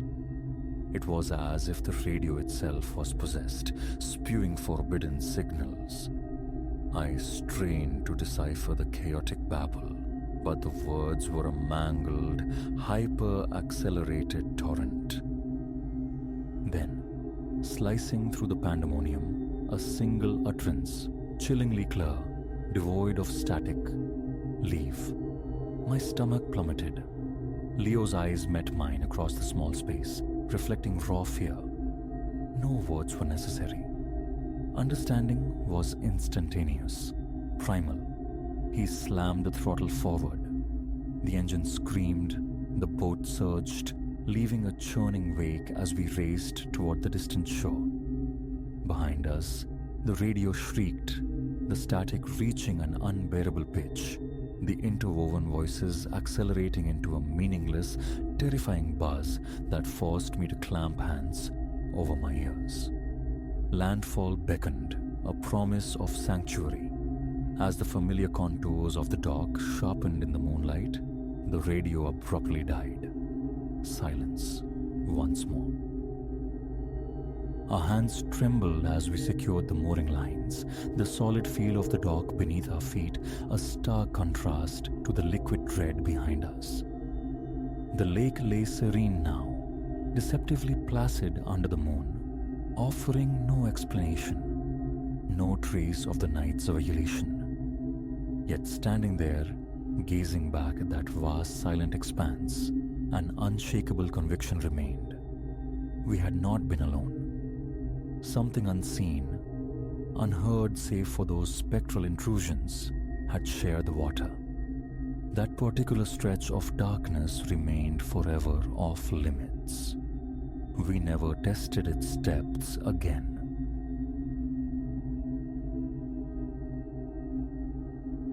The world vibrated, a low thrum, resonating not in the ears but in the hollows of the chest. A pulse beneath the pavement.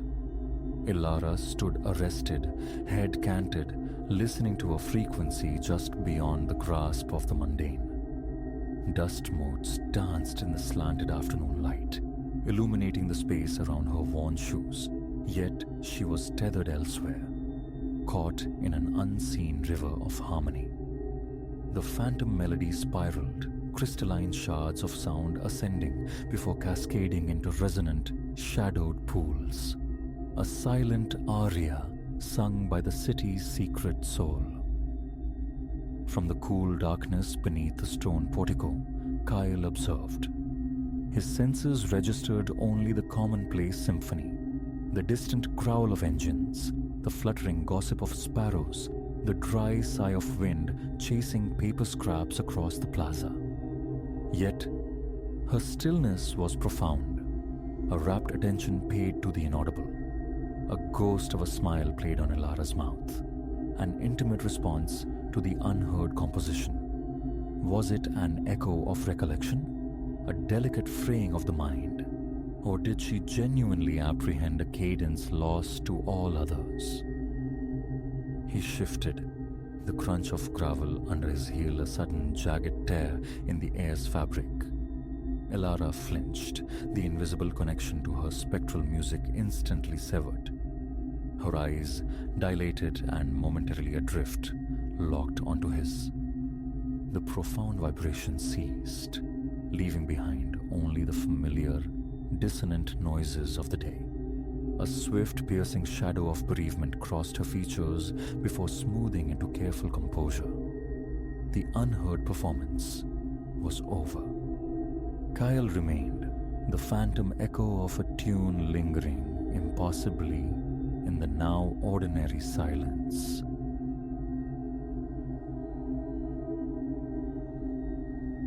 prudence usually governed my choices, those subtle nudges of intuition rarely disregarded. Yet, consenting to watch Serafina's inheritance involved a deliberate silencing of that inner voice, a conscious dismissal of the unease prickling beneath my skin. A mere weekend, I reasoned, a simple obligation to kin. The house's magnitude, its profound seclusion, these were facts, not portents. I'd known solitude in unfamiliar spaces before.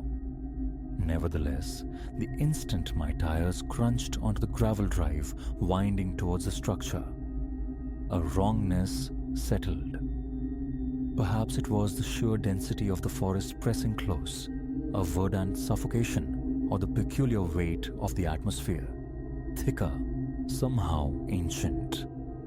The conviction that my solitude was illusory clung persistently. It stood stark against the bruised twilight sky, a gaunt Victorian silhouette, seemingly woven from shadow and secrets long interred within its clapboard skin. Serafina, my cousin, had come into it unexpectedly, legacy of some forgotten branch of the family tree mere months prior. Since then, she'd poured effort into its resurrection, her voice effervescent over the phone, describing its charm, its profound tranquility. "It's so utterly still, Elara," she'd mused. "You can almost feel the house breathing around you." A poetic flourish, I'd thought then.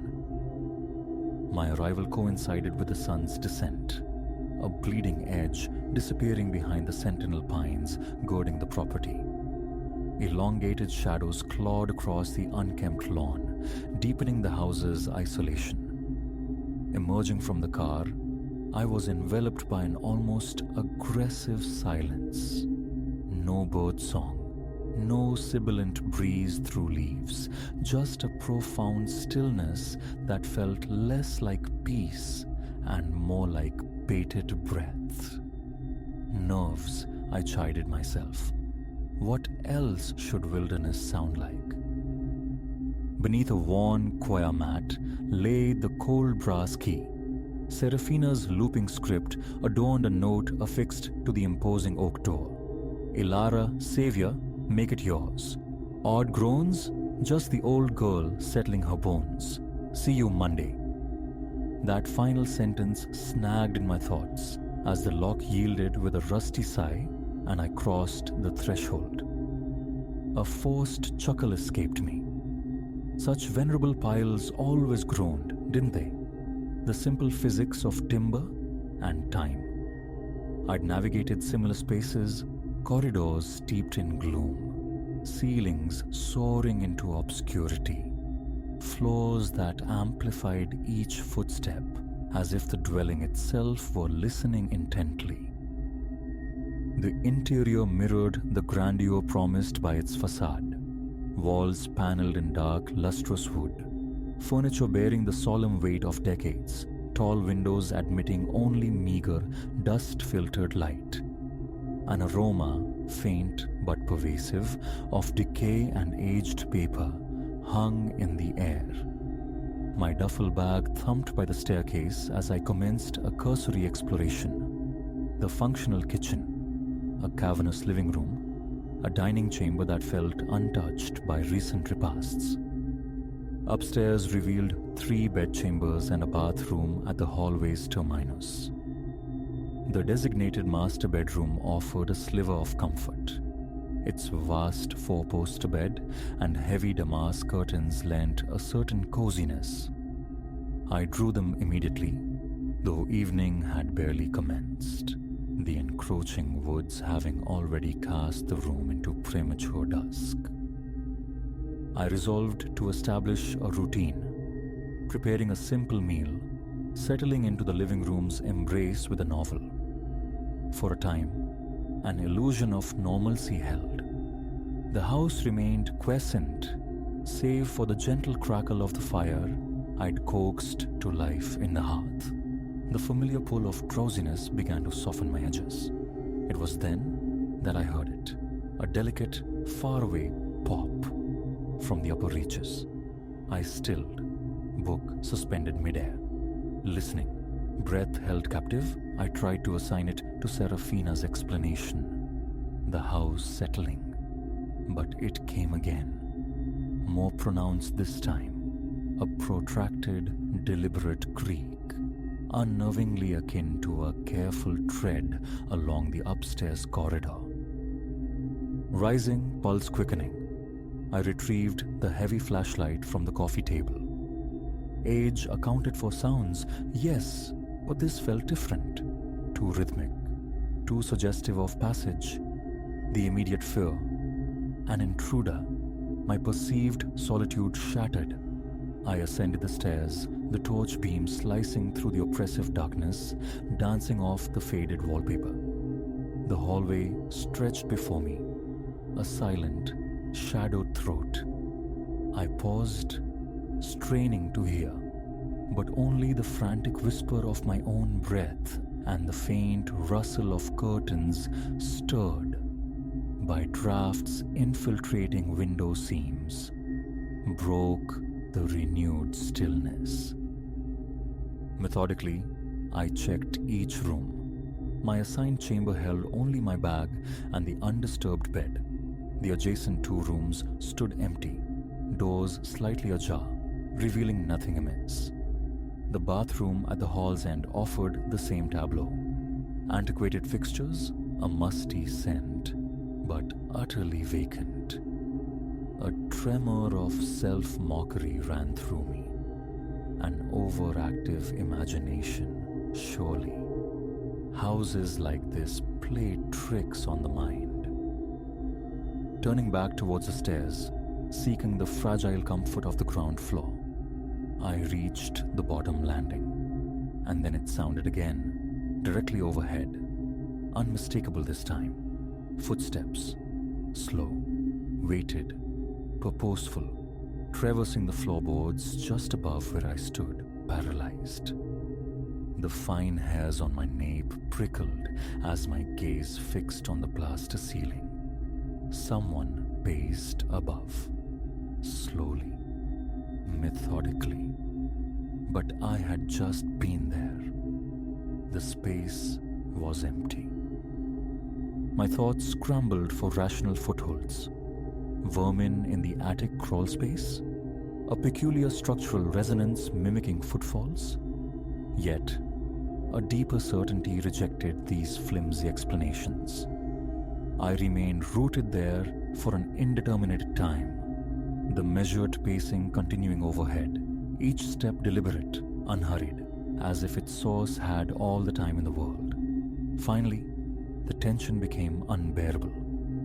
My mobile phone clutched hopefully. No signal bars illuminated the screen. Naturally, too remote, too disconnected. With escape the only remaining recourse, I decided to abandon the house set. Ridicule, Seraphina's potential disbelief, none mattered against the rising tide of visceral dread. Something was fundamentally wrong here, and I had no desire for intimate acquaintance with its nature. Bag retrieved, I moved towards the front door, heart hammering against my ribs, fingers clumsy on the deadbolt. Just as I prepared to step into the relative safety of the night, the footsteps ceased. The silence that descended was infinitely more terrifying than the sound had been. It pressed in, thick and suffocating, as though the house itself held its breath with me. I stood frozen in the doorway, poised between flight and paralysis, waiting. Nothing.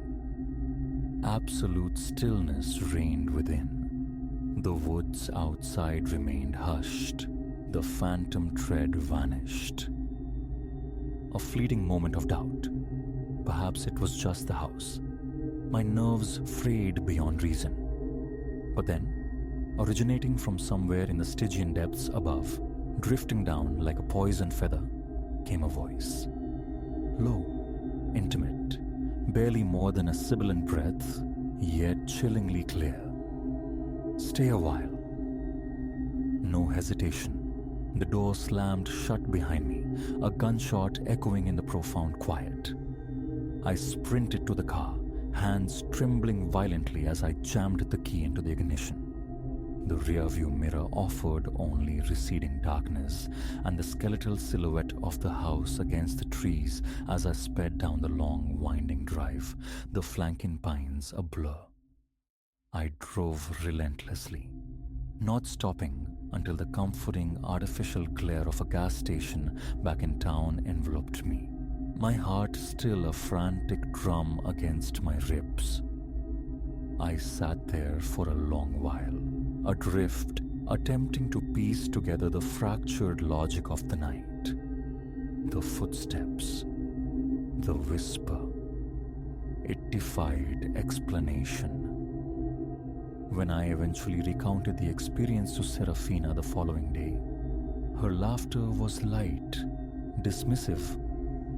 The house was old, she reiterated, prone to eccentricities, perhaps needing more extensive repairs. But I have never returned. An undeniable presence inhabited that place, and whoever, paced those upper floors that night is an entity I wish never to encounter again. Heed the disquiet that settles in your bones when entering certain spaces. Sometimes, the quiet is not serenity. It is a warning held on indrawn breath.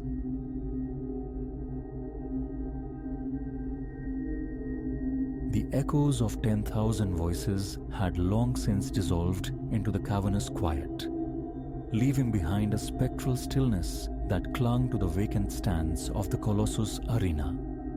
My flashlight beam, a solitary blade of light, sliced through the gloom as I traced my familiar route.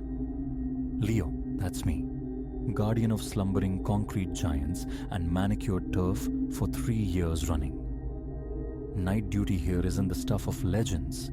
It keeps the lights on. Most shifts unwind in a predictable rhythm, punctuated only by the whisper of the cleaner's broom or the fleeting shadow of a feral cat scavenging for scraps. Tonight, though, a different current ran beneath the silence, prickling the hairs on my neck. Midnight chimed somewhere distant, swallowed by the stadium's vastness. That's when I saw the anomaly.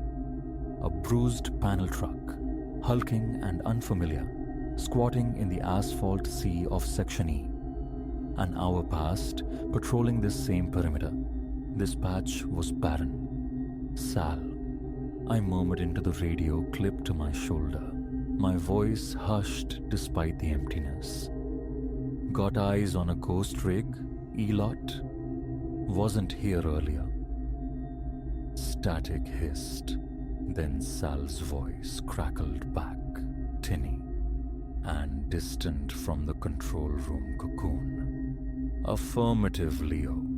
See it on cam 3, sitting dead still. Want surveillance? Keep it locked, I replied, moving closer for a look-see.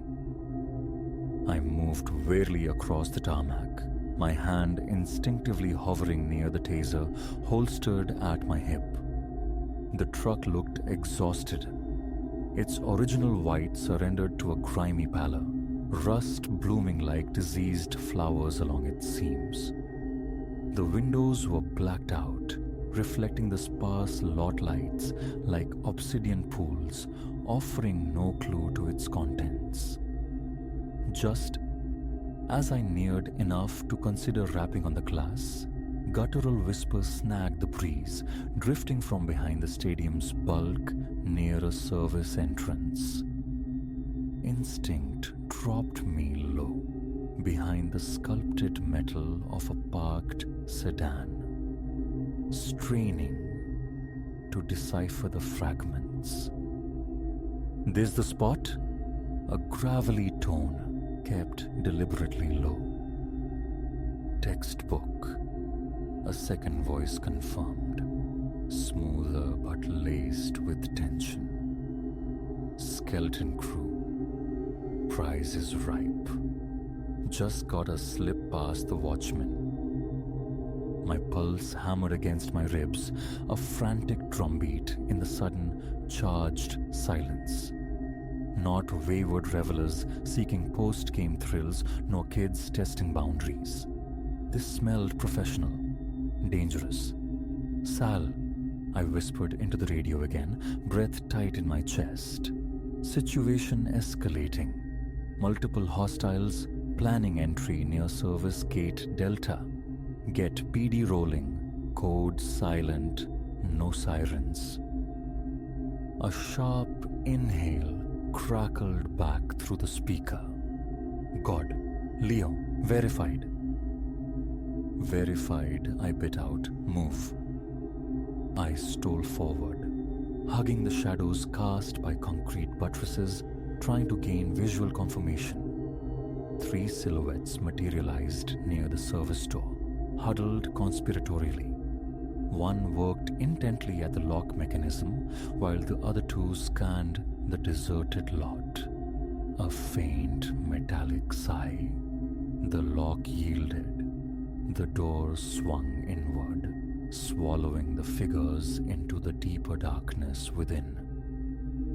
A chasm opened before me. Wait for backup, the sensible, safe play? Or pursue, risk everything to prevent them disabling internal systems or breaching the administrative vault before help arrived? Protocol screamed caution, but the image of emptied coffers of this silent giant violated under my watch. I drew a sharp breath, commitment hardening within me. The stadium swallowed me whole the moment I crossed the threshold, my own footfalls booming unnaturally in the concrete canyons, amplifying my intrusion. Their muffled progress reverberated ahead, low voices bouncing strangely off the hard surfaces, drawing me toward the nerve center, the admin wing. Rounding a concrete pillar, I saw them starkly under the cold glare of an emergency light. 3 wraiths clad in shadow, burdened with heavy duffel bags, and cold metal glinting ominously at one man's hip. A firearm. Saliva vanished from my mouth, leaving it dry as dust. This wasn't security anymore. This was survival. And I was already committed. Too late for retreat. I shadowed their movements, a ghost haunting ghosts, keeping to the periphery of light. They converged on the administrative suite, the primary target, and the metallic scraping sounds of tools working on the heavy office door began.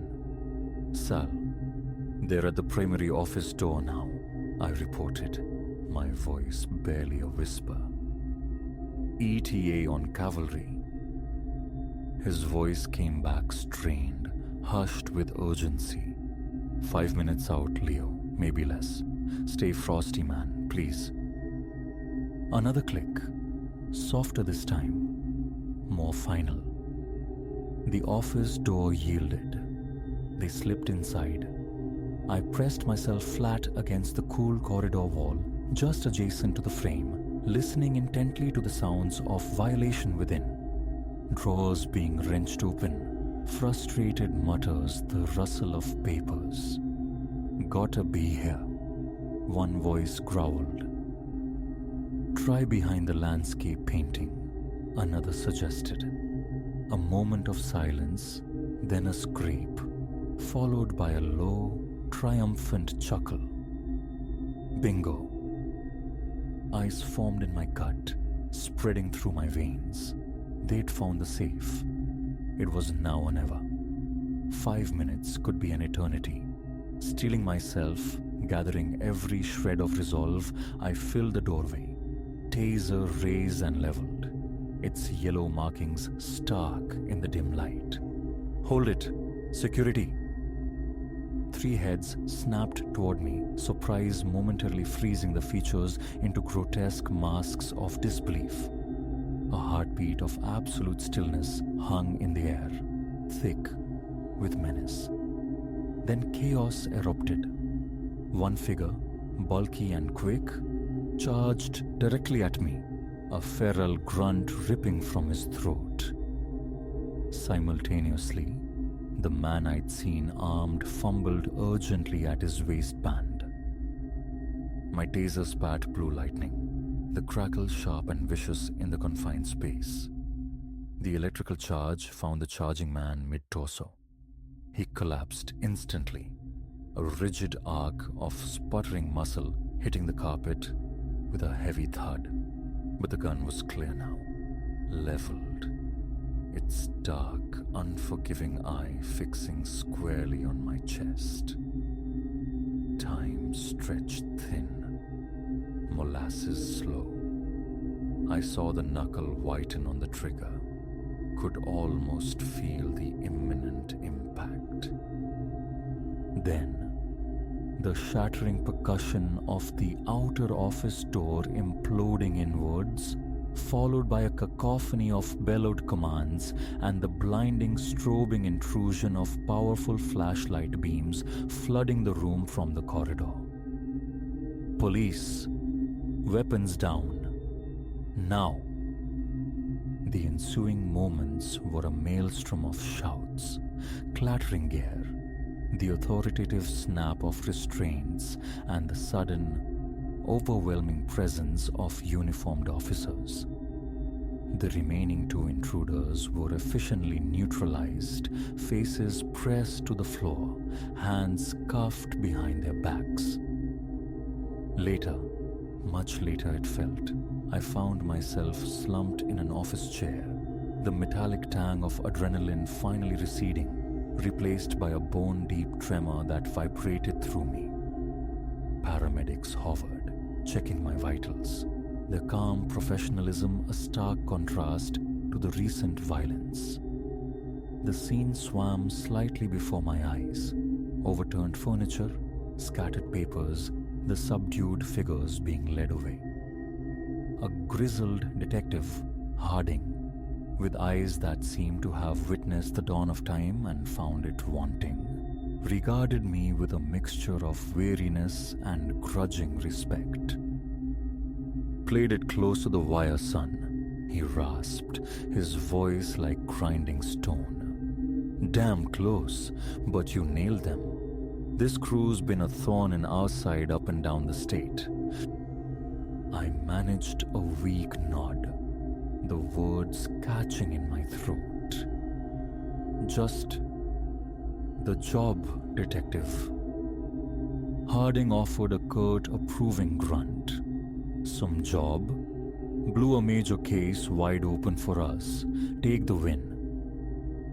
Dawn bled across the eastern sky, painting the stadium's colossal silhouette in bruised pastels as the last official vehicles finally departed. The air felt clean, washed new. Sal materialized beside me in the parking lot, his usual unflappable composure visibly ruffled around the edges. He clapped my shoulder, a heavy, grounding weight. "Leo, man," he breathed, shaking his head slowly. "You're either forged from solid steel or certifiably insane. Don't know if I could have walked that path." A faint, weary smile touched my lips. Can't say I'd volunteer for a repeat performance, Sal, but it needed doing. He met my gaze, understanding dawning in his eyes. "Well, thank Christ you're standing here. Maybe they'll mint you a medal or something."